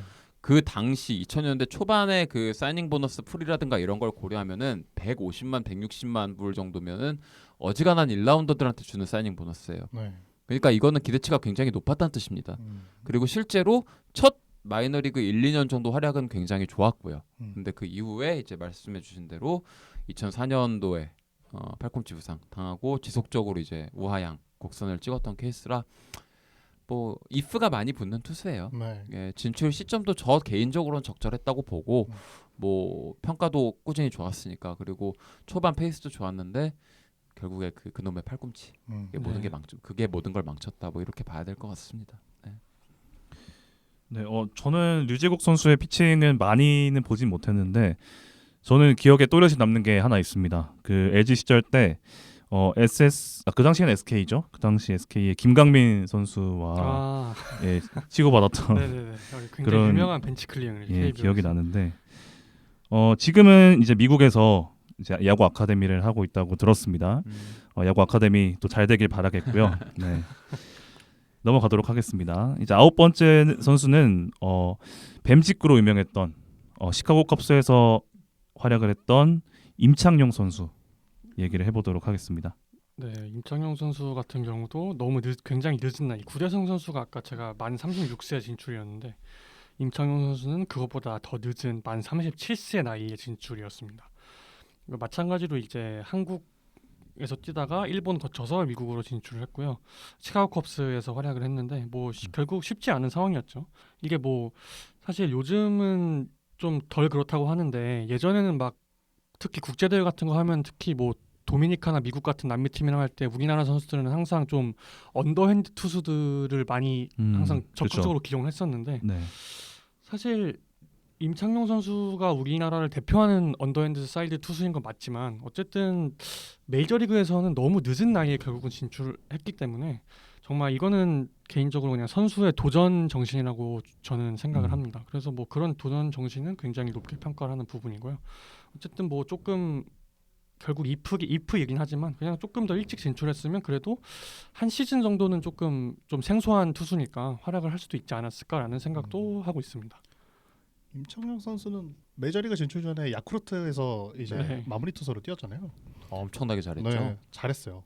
그러니까 지금 보시면은 그 야쿠르트에서 뛸 때 기준으로 보면은 2008년부터 2012년까지 이제 뛰긴 했는데 2012년은 사실 부상 여파로 이제 경기를 많이 못 나왔고 그래서 2011년까지의 기록을 보면 세이브가 리그 전체 5위에는 무조건 드는 수치였고 평균 자책점도 2점대 초반 내지는 1점대까지도 찍었던 그런 선수였으니까 그 여기에 임창용 선수가 사이담이잖아요.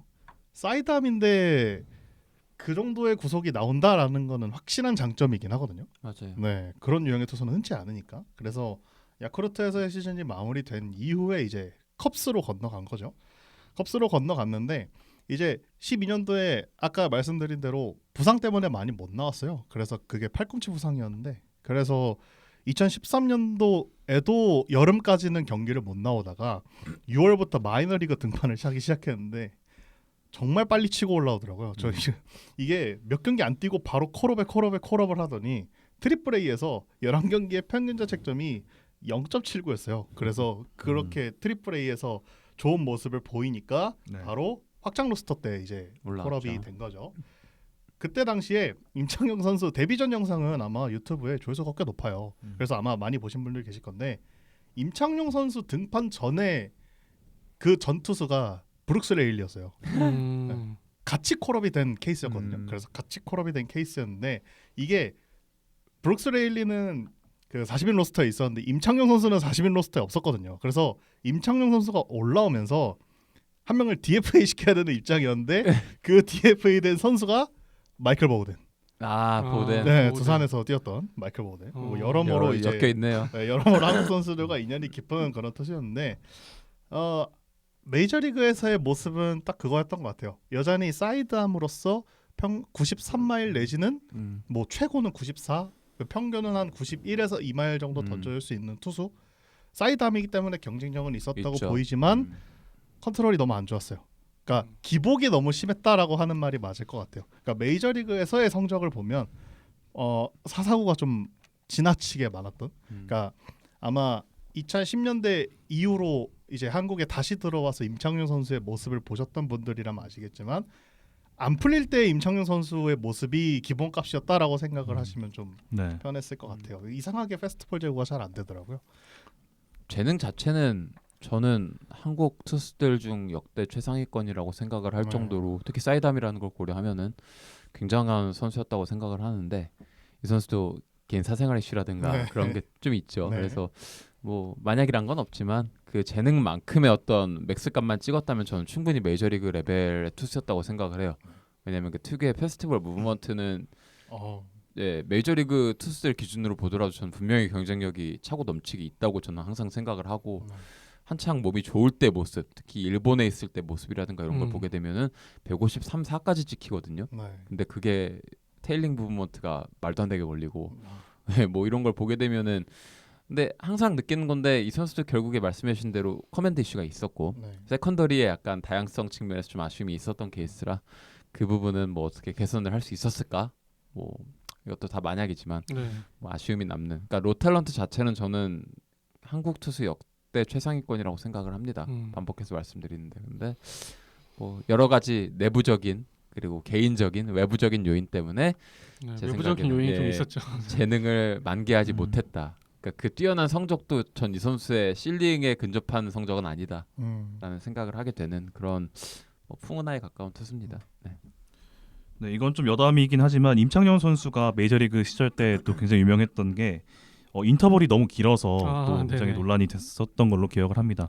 미국 현지 내에서도 뭐 이 투수는 왜 1분에 하나씩 공을 던지냐라는 얘기가 많았던 것 같은데 뭐 한국의 이제 타자로는 박한희 선수가 또 네. 공 하나 보는데 1분 걸린다 하는 루틴이 얘기 길었죠. 하지만 임창용 선수도 그에 못지않게 인터벌이 굉장히 길었던 그런 투수로 기억이 됩니다. 자, 임창용 선수까지 살펴봤고요. 이제부터는 이제 꽤 조금 최근 선수들 친숙한 선수들이 많이 네. 나오죠 이제. 피츠버그에서 활약했던 강정호 선수부터 한번 얘기를 나눠보겠습니다.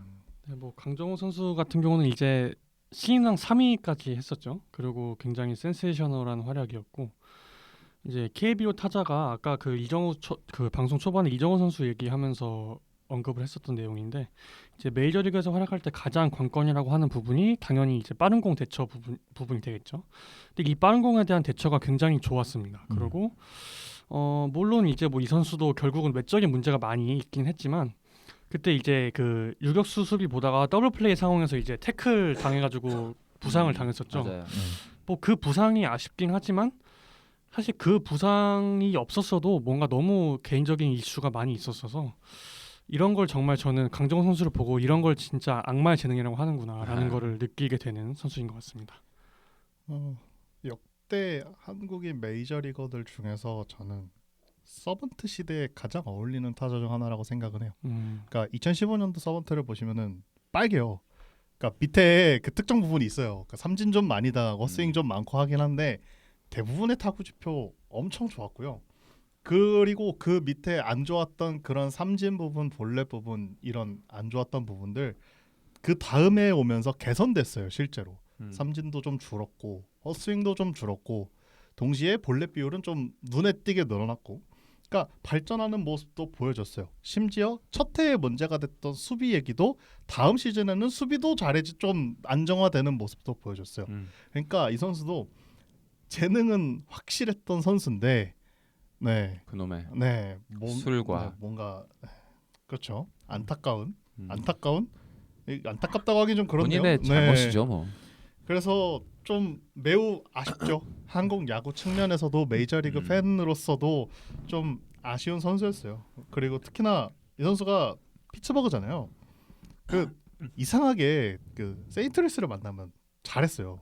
그 왜 그랬는지 모르겠는데 2015년에도 그렇고 2016년에도 그렇고 특히 2016년에는 자기 홈런의 한 4분의 1에서 5분의 1 정도를 세인트루이스 상대로 쳤더라고요. 그래서 항상 볼 때마다 잘했으면 좋겠는데 그 우리랑 할 때는 좀 안 잘했으면 좋겠다라는 이제 그런 생각 항상 가지면서 봤던 선수인데 이렇게 짧게 선수 생활 마무리해서 좀 아쉽네요. 근데 좀 본인의 잘못에서 일어난 이런 거진 은퇴 느낌이라서 막 동정보다는 좀 그냥 강제 안타깝다. 그러니까 야구 팬으로서 안타깝다 정도인 것 같습니다. 둘적인 측면에서 리그 정상급 내야수였습니다. 2015년, 2016년 2년간의 성적만 놓고 보면은 837타석에 나서가지고 홈런 36개 그리고 뭐 볼산비도 뭐 슬러거 계열의 타자였던 거 생각하면 나쁘지 않게 준수하게 잡혀 있고 애초에 삼진율 자체가 20%대 초중반이에요. 그러니까 엄청 많이 튀는 것도 아니고 그리고 슬래시 라인도 뭐 2할 7푼 3리의 타율, 3할 5푼 5리 출루율, 장타율 .483, OPS가 거의 .850에 육박하는 그런 구간을 보여줬는데 이게 지금 기준으로 봐도 올스타 레벨이거든요. 그렇죠. 거의 유격수잖아요. 예. 유격수와 3루를 왔다 유격 갔다 3루로 하니까. 왔다 갔다 할 수 있는 선수였고 심지어 이제 폼 좋았을 때는 유격수 수비도 평균 수준으로 봤던 선수라서 엄청난 밸류를 자랑하는 선수가 될 수 있었다. 특히 이때 나이가 28살 언저리였다라는 네. 걸 생각을 하면은 이 정도 퍼포먼스를 5, 6년 정도 보여줬으면은 추신수 바로 다음이거든요. 그 WR 거의 한 2, 30년 쐈을 거고. 그러니까 이게 너무 안타까운 거예요. 그러니까 안타깝다기보다는 본인의 잘못이지만 아쉬운 거죠. 그렇죠. 그냥 순수하게 팬의 입장에서는. 그래서 참 어떤 의미에서는 KBO 최고의 아웃풋 중 하나, 역대 최고 아웃풋 중 하나, 내야 최고의 내야수가 될 수 있었는데 네. 결국에는 본인 손으로 그 모든 걸 날려버렸다. 네. 뭐 이렇게밖에 할 말이 없네요. 예. 강정호 선수 제가 기억나는 건 크게 두 가지가 있는데 하나는 뭐 웬만한 분들 다 보셨을 영상일 것 같은데 강정호 선수가 물 마시는 영상이 있어요. 예. 근데 이제 시청자들이 혹시 그 물 아니고 다른 거 아니냐 했는데 이제 강정호 선수가 이제 발끈하면서 이거 물이에요 물 하는 영상 그게 좀 기억에 남고요. 하나는 이제 2014년도 이제 넥센 시절 때 40 홈런을 때렸었죠 그때 네. 맹활약을 하면서 넥센을 한국 시리즈까지 올렸는데 그때 또 한국 시리즈에서 아쉬운 실책을 또 몇 차례 보여주면서 우승을 못했고 이후에 또 김하성 선수가 19년도에 네. 또 실책으로 우승을 못했는데 넥센 팬들에게는 좋으면서도 좀 아쉬움이 남을 그런 선수일 것 같아요. 창단 첫 우승을 함께 하고자 했지만 결국에는 우승을 또 하지 못했기 때문에 그런 애증의 선수로 남아있을 그런 강정호 선수인 것 같습니다. 자 이제 11번째 선수인데요. 이 선수는 현역입니다. 아직 은퇴를 안 했고요. 삼성 라이온즈의 영원한 클로저 오승환 선수 이야기를 해보도록 하겠습니다. 네, 오승환 선수 같은 경우에는 오승환 선수 같은 경우도 꽤나 진짜 늦은 나이에 메이저리그 진출했죠. 일본도 거쳤기 때문에.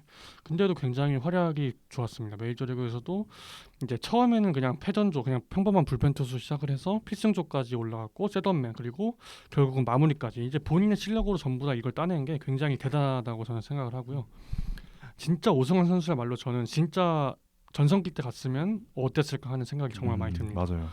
확실히 이게 이제 직구의 힘으로 어느 정도 메이저리그 타자들이랑 승부가 가능하니까 이 투구 레퍼토리도 확실히 어느 정도 좀 확장이 가능하고 그래서 이게 그 아까 이제 서재영 선수 같은 경우도 얘기를 했었지만 뭔가 한국 선수들 특히 동양 투수들은 뭔가 이제 스토프보다는 조금 정교한 제구 이런 걸로 승부한다는 경향이 그런 인식이 많이 있는데 이 오승환 선수를 보면 정말 이 직구 힘으로 승부가 가능하구나라는 생각을 들게 해준 마무리 투수로서 그 이제 한국인 마무리 투수가 메이저리그에서 통할 수 있구나라는 걸 보여준 케이스라고 생각을 합니다. 이 당시가 그러니까 오승환 선수가 진출했을 때가 그 메이저리그에 한국인 선수들이 유독 많았던 네. 시즌이기도 했어요. 2016년, 17년. 그래서 저도 좀 많이 봤었고 저는 이제 세인트루이스 팬이기도 하니까 네.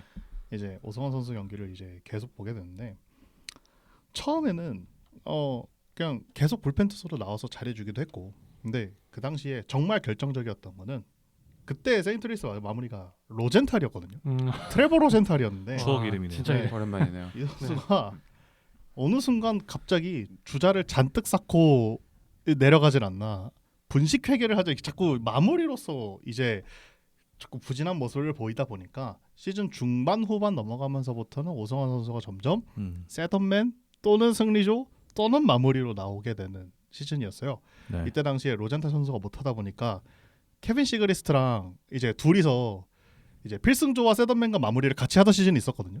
그 두 명이서 이제 그때 이제 정말 잘해줬고 그래서 그 다음 시즌에는 이제 시즌 전부터 이제 마무리로 낙점을 받고 시작을 했는데 글쎄요 오승환 선수가 첫 해 정말 잘해준 건 맞는데 두 번째 시즌부터는 포심 자체에는 문제가 없었는데 그 다른 구종에서 좀 아쉬움이 있었더라고요. 이게 기록을 보면은 포심 성적은 의외로 괜찮아요. 근데 2016년에는 슬라이더로 찍히던 구종들이 2017년부터는 서번트 기준으로는 다 커터로 찍혀요. 그러니까 이게 뭐냐면 슬라이더 무브먼트가 그러니까 종으로 떨어지는 무브먼트가 좀 이제 평균 대비해서도 좀 줄었다라는 얘기가 되는데 원래도 사실 오승환 선수의 스타일은 변화구가 막 뛰어난 스타일은 아니잖아요. 그러니까 네, 그렇죠. 페스티벌의 직구로, 페스티벌의 이제 위력으로 승부를 보는 선수인데 그런 선수가 일본 거치면서 메이저리그에 오면서 이거 하나만으로는 안 되니까 커브도 던지고 체인지업도 던지도 하던 그런 시절이란 말이에요.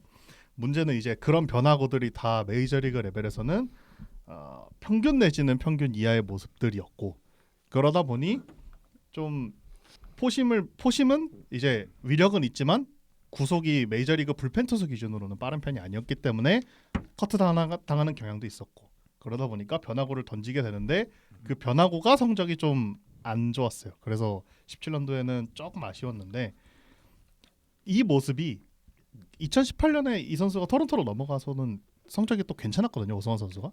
근데 그때도 슬라이더가 커터로 찍혀요. 그러니까 이게 메이저리그 내내 16년도를 제외하고는 슬라이더 무브먼트가 좀 떨어졌다. 그래서 좀 아쉽다라고 느껴지는 선수이긴 했는데 저는 오승환 선수에 대한 기억은 사실 좋은 기억밖에 없습니다. 왜냐면은 당시 2016년 17년도에는 세인트루이스가 그 컵스한테 1위 자리를 내주기 시작하던 시절이었거든요. 그때 팀의 불펜의 기둥이었어요. 그러니까 오승환 선수 없었으면은 아마 와일드카드 경쟁도 못했을 가능성이 높았기 때문에 네, 더 기억에 남고 더 훌륭했던 선수로 저는 기억에 남아 있습니다. 네, 오승환 선수가 삼성 시절에는 2005년, 6년 그리고 11, 12, 13 삼성 8번 우승 중에 총 5번의 우승을 함께했던 정말 전설적인 마무리 투수라고 할 수 있는데요. 작년에 이제 추진수와 김강민 선수가 은퇴를 하면서 리그에 유일하게 남은 82년생 이제 KBO 최고령 선수가 됐는데 올 시즌이 이제 마지막 시즌이 될 가능성이 굉장히 네. 높은 상황이죠. 시즌 마무리까지 잘 하시길 바라겠고요. 이제 12번째 선수로 넘어가 보도록 하겠습니다. 이 선수 역시 현역 선수입니다. 현재는 삼성 라이온스에서 활약을 하고 있는 박병호 선수 이야기를 해보도록 하겠습니다. 네, 박병호 선수 같은 경우도 이제 워낙 KBO를 거부하는 슬러거형 타자다 보니까 네. 굉장히 기대를 많이 받고 진출을 했죠. 근데 뭐 결론은 다 아시다시피 굉장히 초라한 성적을 거뒀는데 이게 뭐 이때 당시 미네소타 단장이 뭐 중학교 때부터 박병호 성남고 시절부터 박병호를 지켜봤다 네. 뭐 이런 인터뷰를 하기도 해서 이제 데려갔는데 이제 또 자기를 데려온 단장이 한 시즌 끝나고 중간에 또 경질이 되면서 굉장히 박병호 선수 입지에도 많이 문제가 생겼었고 이 박병호 선수 같은 경우가 이제 그 진출 당시 나이가 이제 30세 딱 진출이었는데 그래서 어느 정도 KBO에서는 뭐 사실 더 이상 보여줄 게 없다는 평가도 많이 받았던 당시의 진출이라서 사실 저는 그때 기대를 어느 정도 했었는데 뭐 결론적으로는 그냥 아쉬웠다 이 정도로 말씀드리고 싶습니다. 박병호 선수 메이저리그 시절의 요약은 생각보다 간단할 수도 있어요. 맞으면 넘어가고 맞으면 배럴이고 네. 맞으면 하드잇인데 잘 안 맞다. 네, 맞아서. 너무 안 맞았을 뿐이에요.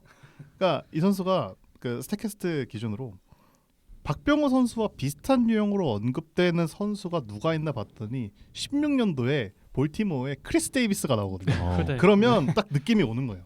그러니까 딱 오네요. 네, 그러니까 전성기 크리스 데이비스가 아니고 10년대 16년도. 중반 후반의 크리스 데이비스라는 얘기는 여전히 맞으면 이제 좋은 타구를 만들어낼 수 있는 프로필이지만 컨택이 지나치게 안 됐다라는 얘기죠. 그래서 결국에는 이제 파워, 그러니까 본인이 가지고 있는 파워 자체는 진짜였지만 결국 KBO와 어느 정도 이제 좀 구속 측면에서나 무브먼트 측면에서나 수준의 차이가 나는 메이저 무대에서는 결국 컨택이 발목을 잡아서 한 시즌 만에 KBO로 복귀를 하게 됐는데 그럼에도 보여줬던 그 홈런 12개의 홈런의 타구 질들을 보면 무서워요. 자, 진짜 조금만 더 잘했으면 어땠을까라는 아쉬움이 남을 정도로 잘해서 더 아쉽게 느껴지는 것 같습니다. 그러니까 2016년에는 그래도 나름 메이저리그 로스터에 붙어 있었거든요. 네. 2017년에는 사실상 트리플 A에 이제 박혀 있는 수준이었는데 결국에는 동양권 타자들의 고질병을 그대로 드러냈죠. 슬러거 타자들의 빠른 공에 대한 대처.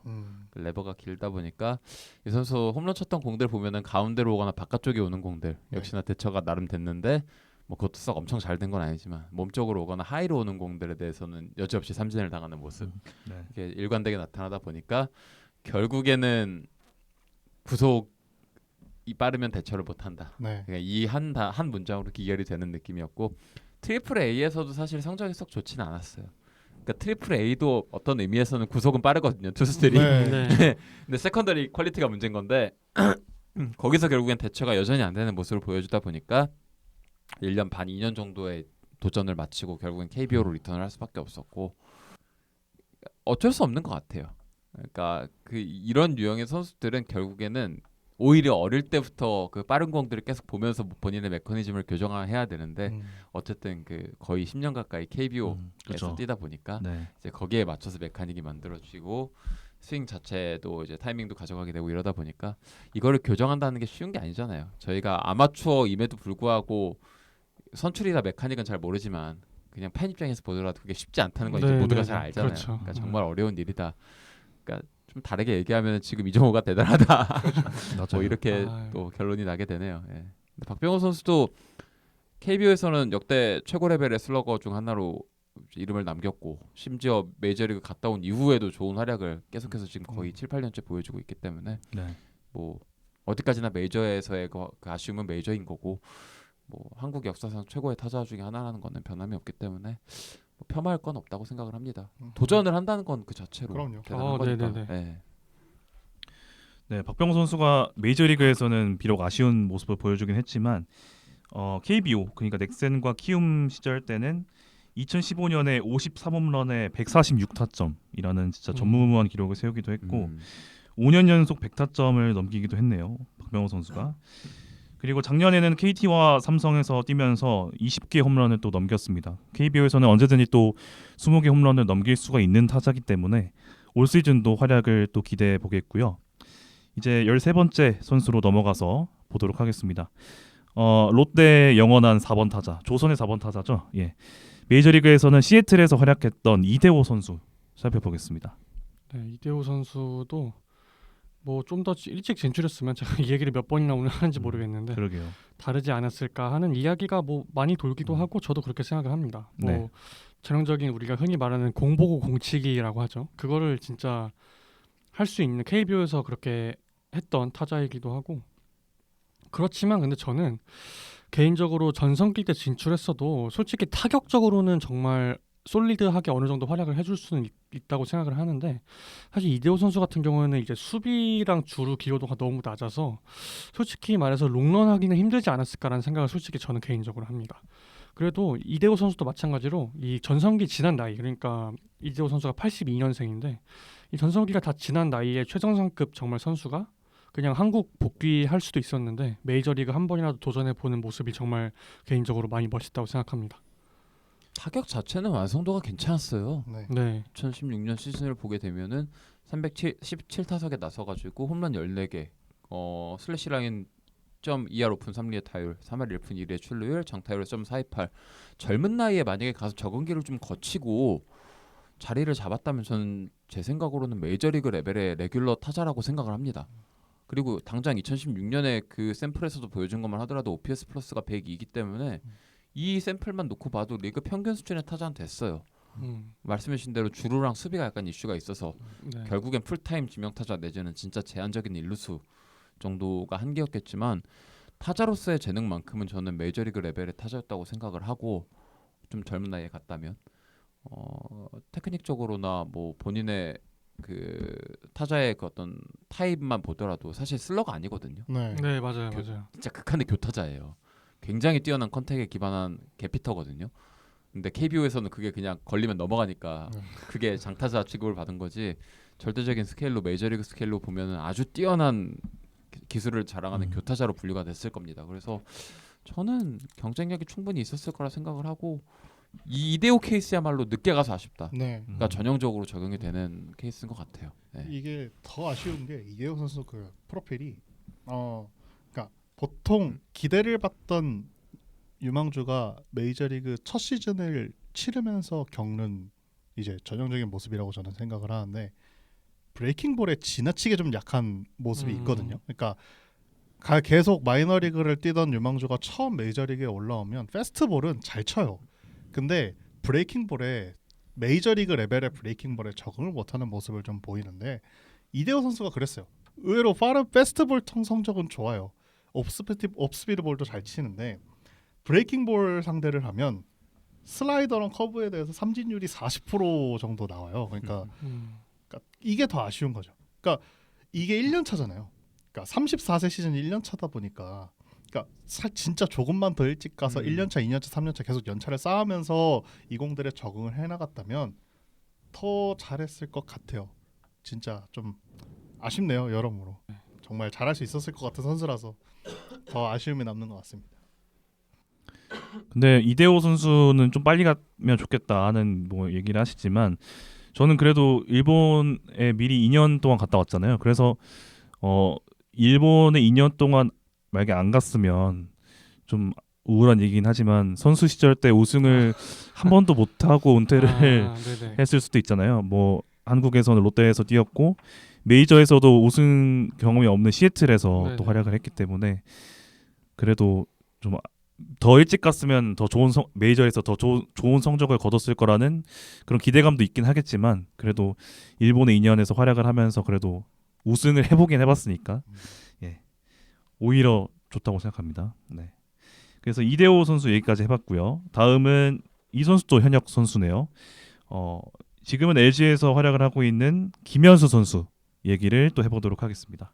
네, 김현 선수도 뭐 미국에서 약간 요즘도 많이 돌아다니는 흑역사를 많이 만들었고 돌아왔죠. 근데 뭐 예전에 제가 이제 뭐 지금 같이 야구를 그냥 관심이 있을 때, 야구 관심이 있을 때 김현 선수의 스탯을 한번 봤을 때 스탯만 봤을 때는 나쁘지 않은데라는 생각을 처음엔 했었어요. 이 정도면 그래도 메이저리그에서 괜찮게 한 것 같은데라고 생각했던 기억이 나는데 뭐 그때 이제 워낙 바빕이 너무 비정상적으로 잘 나와서 거둔 성적이라고 해도 어쨌든 저는 오히려 궁금한 게 그때 김현 선수가 철저하게 플래툰으로 기용이 됐었는데 만약에 플래툰으로 혹시 기용을 안 하고 규정 타석을 이게 채우게 됐으면 과연 이 성적이 나왔을까 싶을 정도로 높은 바빕이 나왔어서 근데 만약에 사실 이 성적으로 그러니까 풀타임을 나왔어도 이 김현 선수도 마찬가지로 수비나 주루에서 기여도가 너무 떨어지기 때문에 결국은 또 롱런하기는 어렵지 않았을까 이렇게 생각이 듭니다.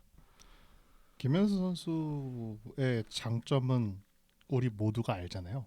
그러니까 장타가 장점인 선수가 아니라 타격이 장점이 있는 선수. 그러니까 네. 정확히 말하자면 볼에 공이 잘 안 나가고 스트라이크에 오면 공을 치고 그래서 삼진율이 낮고 출루율도 받쳐주고 이런 유형의 선수였는데 이 모습이 볼티모어 첫 시즌에는 그대로 나왔어요. 그래서 서번트 보시면 이제 볼에 공 잘 안 나가고 삼진 잘 안 당하고 헛스윙 잘 안 당하고 볼넷 잘 나가고 이제 딱 이런 유형의 선수였는데 그 당시 서번트에서 보시면은 하드히스는 평균 이하예요.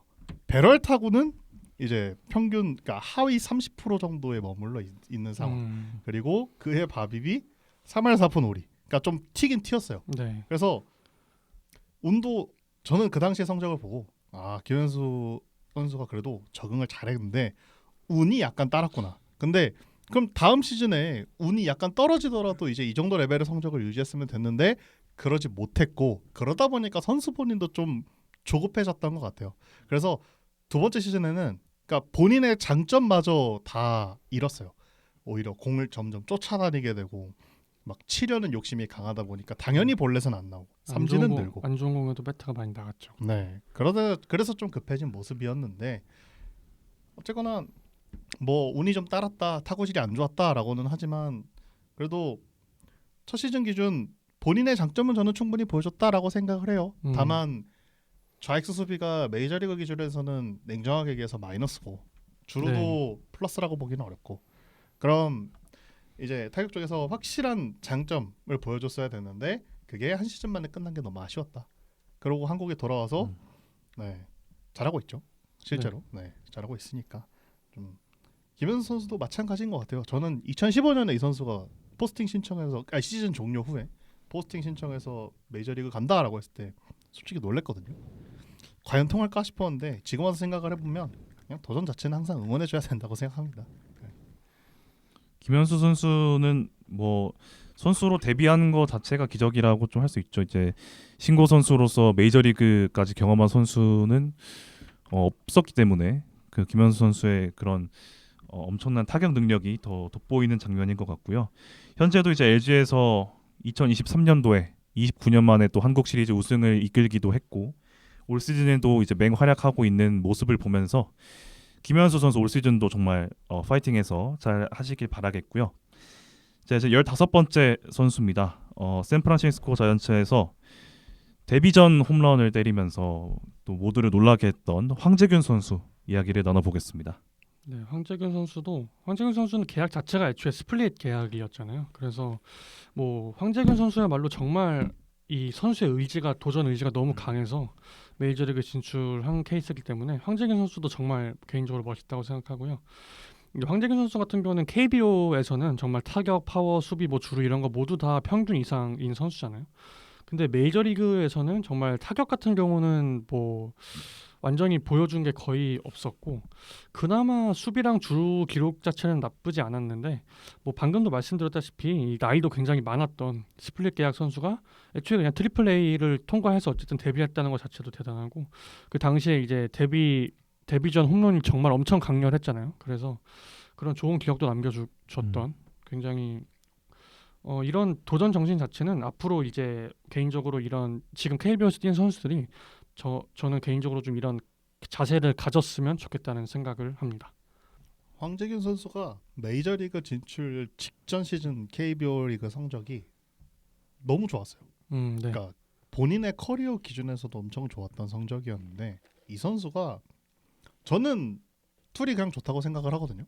파워도 어느 정도 생긴 시절에 메이저리그 진출을 한 그렇죠, 거고 그렇죠. 타격 능력은 원래도 인정을 받았던 선수고 근데 메이저리그 레벨에서도 드러났지만 주루는 플러스였어요.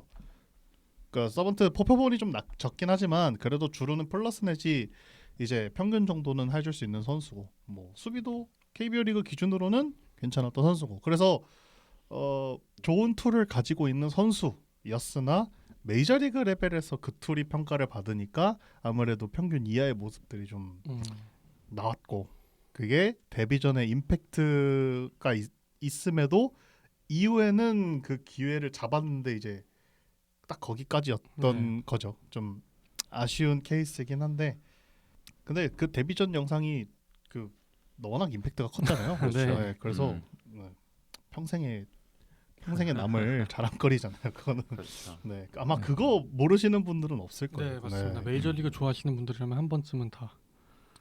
그래서 황재균 선수가 더 아쉬운 건 트리플 A에서의 성적은 꽤나 좋았어요. 네. 네, 꽤나 좋아서 더 아쉬웠던 것 같아요. 황재균 선수 데뷔 전 홈런 또 얘기까지 나눠봤고요. 다음 선수들은 둘 다 이제 선발 투수기 때문에 한번 묶어서 이야기를 해보면 좋을 것 같은데요. SK의 선발 투수로서 이제 세인트루이스에서 활약했던 김광현 선수 그리고 기아 타이거스에서 활약한 이후에 텍사스로 넘어가서 선발 투수로 활약했던 양현종 선수 두 선수를 좀 같이 얘기해 보면 좋을 것 같아요. 네, 뭐 김광현 선수는 사실 솔직히 그때 이제 직장 폐쇄만 아니었어도 솔직히 저는 뭐 지금까지는 모르겠지만 한 1, 2년 정도는 충분히 메이저리그에서 더 뛰었을 거라고 생각을 하거든요. 물론 이제 몰리나라는 좋은 포수를 만나서 그런지는 몰라도 이제 보직 상관없이 너무나 잘 해줬기 때문에 좀 굉장히 인상적으로 봤고요. 뭐 2022년에 SSG로 복귀해서 첫 시즌도 굉장히 잘 던졌잖아요. 그래서 좀 더 아쉬운 생각이 들고 김광현 선수는 진짜 전성기 때 진출했으면 뭐 류현진만큼은 아니더라도 한 진짜 5, 6년 정도는 준수하게 활약할 수 있을 거라고 생각을 하고 양현종 선수 같은 경우도 정말 메이저리그 도전 의지가 정말 강했었죠. 맞아요. 전성기가 진짜 완전히 지난 나이였고 꺾여 내려오는 시점에 진출을 한 건데 본인이 이제 염원하던 1승은 결국 거두지 못했지만 그 당시에 텍사스 투수진이 너무 붕괴가 많이 됐어서 기회를 많이 잡았는데 개인적으로 조금 이 선수도 전성기 때 진출 기회가 있었는데 약간 놓쳤잖아요. 그 기회를 잡았으면 또 어느 정도 메이저리그에 족적을 남길 수 있었을 텐데 그게 조금 아쉬운 부분인 것 같습니다.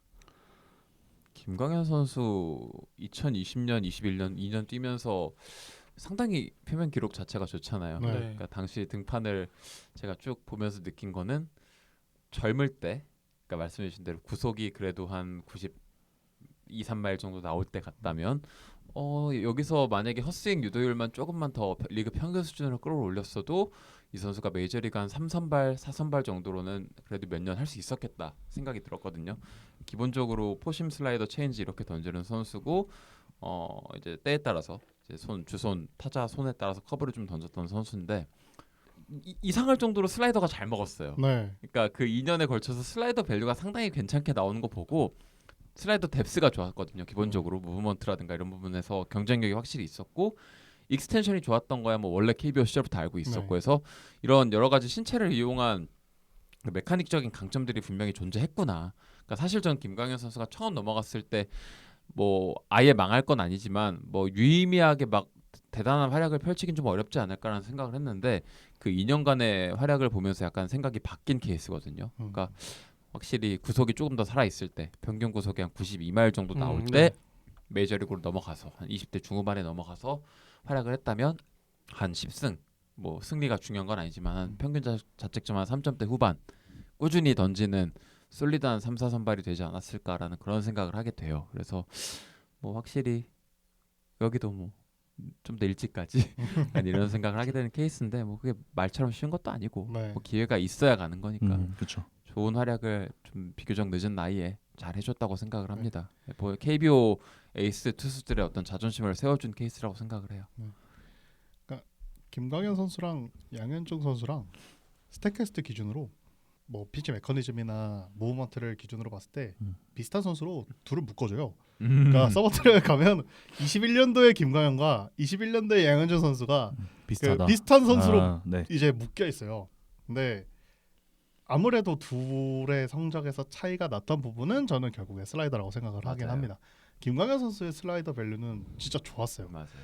다른 구종의 지표들은 다 안 좋게 찍혀도 슬라이더만큼은 평균 이상 플러스의 지표를 나타내는데 네. 양현종 선수는 반대로 슬라이더 지표가 너무 안 좋았어요. 너무 안 좋았어요. 네, 결국 좌타자를 상대하는 양현종 선수 입장에서는 이제 슬라이더가 정말 중요했는데 오히려 모든 구종 중에 슬라이더 성적이 가장 안 좋았어요. 이제 그래서 좀 이제 쉽게 자리를 잡지 못한 케이스였다라고 한다면 김광현 선수는 그 반대로 이제 메이저리그 기준에서는 이제 떨어지는 스토프 그러다 보니까 낮은 삼진 그 낮은 헛스윙률 그러다 보니까 좀 FIP도 좀 높게 높았어요. 나왔죠. 네. 네. 그럼에도 이 좋은 슬라이더와 이제 뭐 다른 체인지업과 커브 이제 이런 피칭들을 이용을 해서 이제 로테이션을 잘 버텨줬는데 저는 이제 아까 말씀드렸지만 세인트루이스 팬으로서 항상 감사하게 생각을 하고 있습니다. 왜냐하면 김광현 선수가 뛰었던 20년, 21년 시즌부터 세인트루이스 선발진이 약간 이상해지기 시작을 했거든요. 그러니까 이상해진다의 뜻이 뭐냐면 웨인라이트를 제외하고 로테이션을 도는 선수가 없었어요. 네.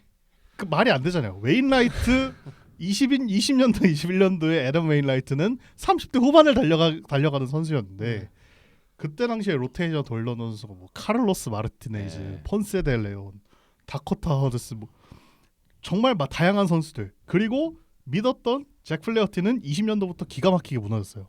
그래서 김광현 선수가 20년도, 21년도 두 시즌만 놓고 보면 웨인라이트 다음으로 등판수가 많아요. 선발 등판수가. 저는 그것만으로도 너무 감사한 선수이기 때문에 네, 올해 좀 잘했으면 좋겠습니다. 양현종 선수도 마찬가지고.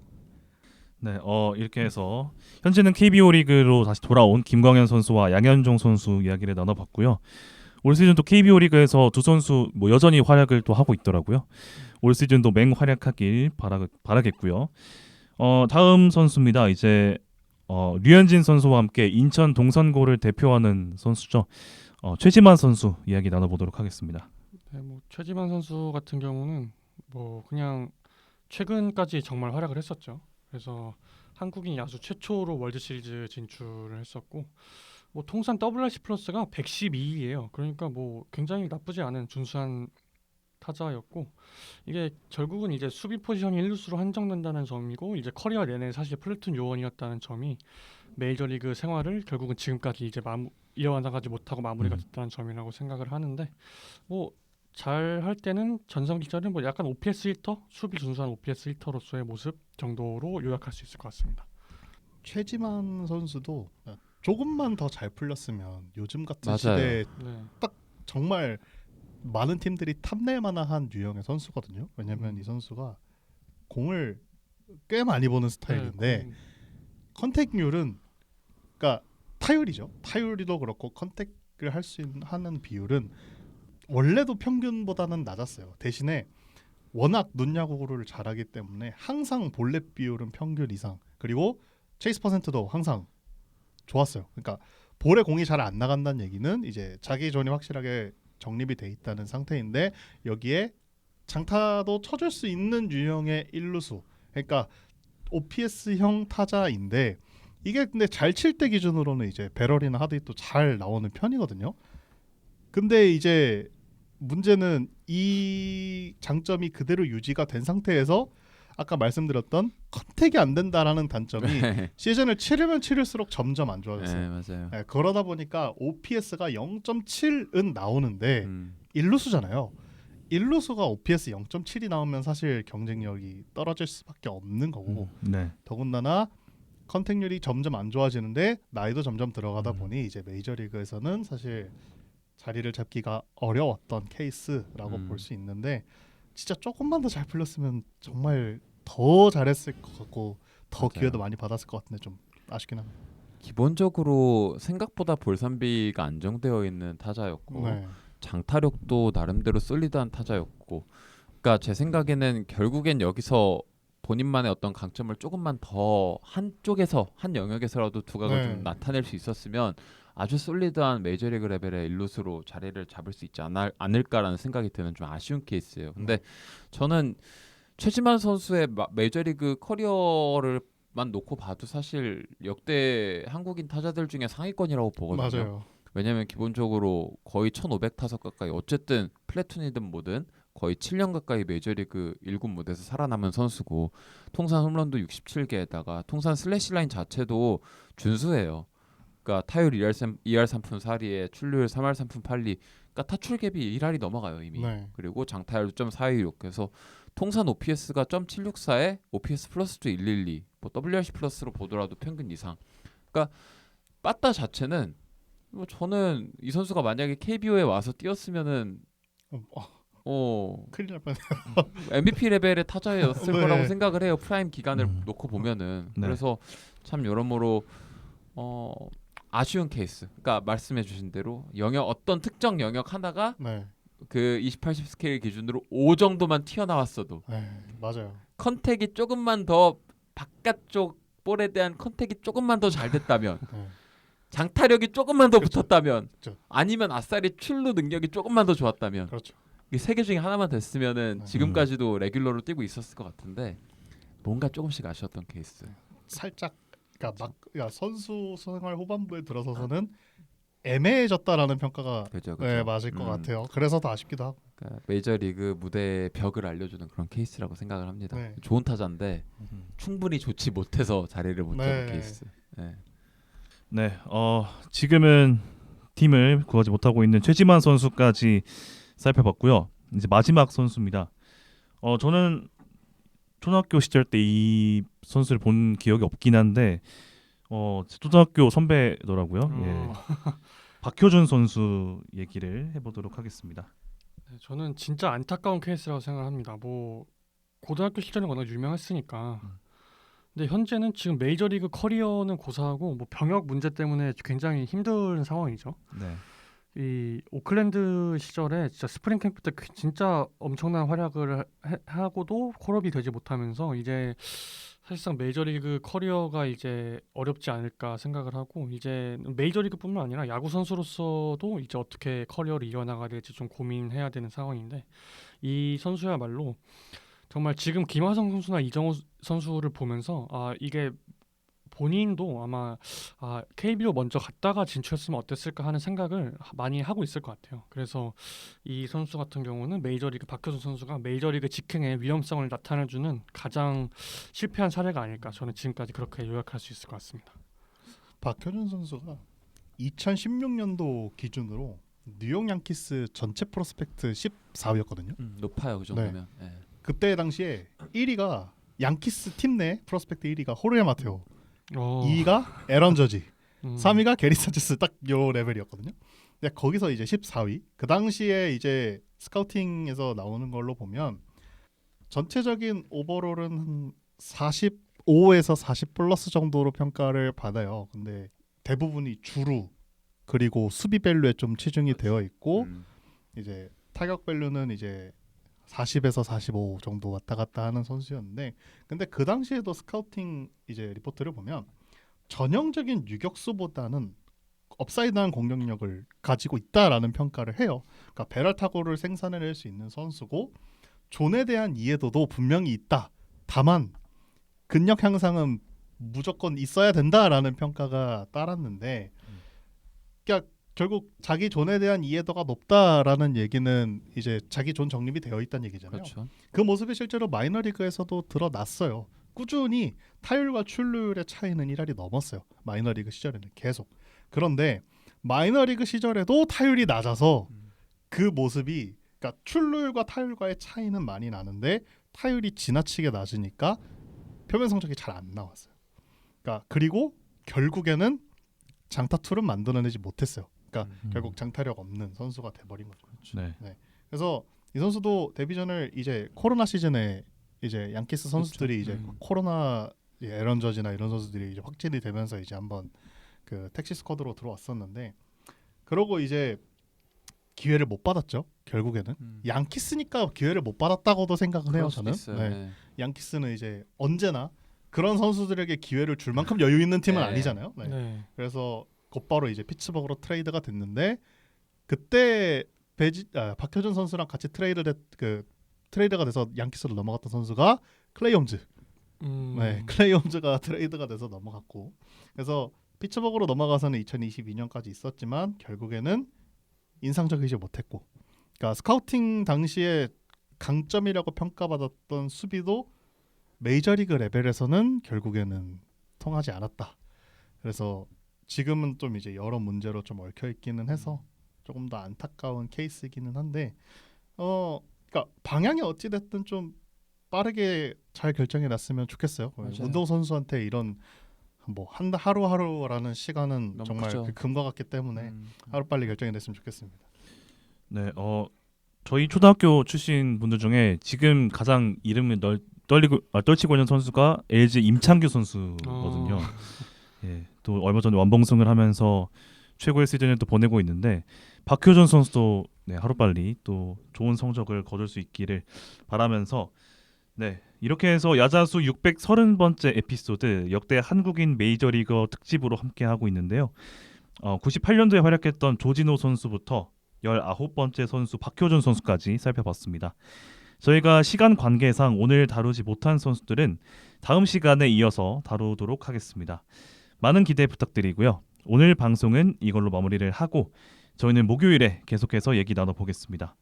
오늘 황규진님, 송준영님 그리고 진정현님과 함께했고요. 저는 호스트 윤영선이었습니다. 고맙습니다. 야구에 대한 자유로운 수다 야자수.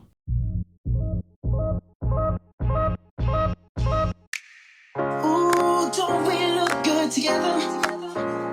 There's a reason why they watch all night long. Yeah, I know we'll turn heads forever. So tonight I'm gonna show you all. When I walk with you, I watch the whole room change. Baby, that's what you do. No, my baby don't play. Blame it on my confidence. Oh, blaming all your measurements. Shut the shit down on sight.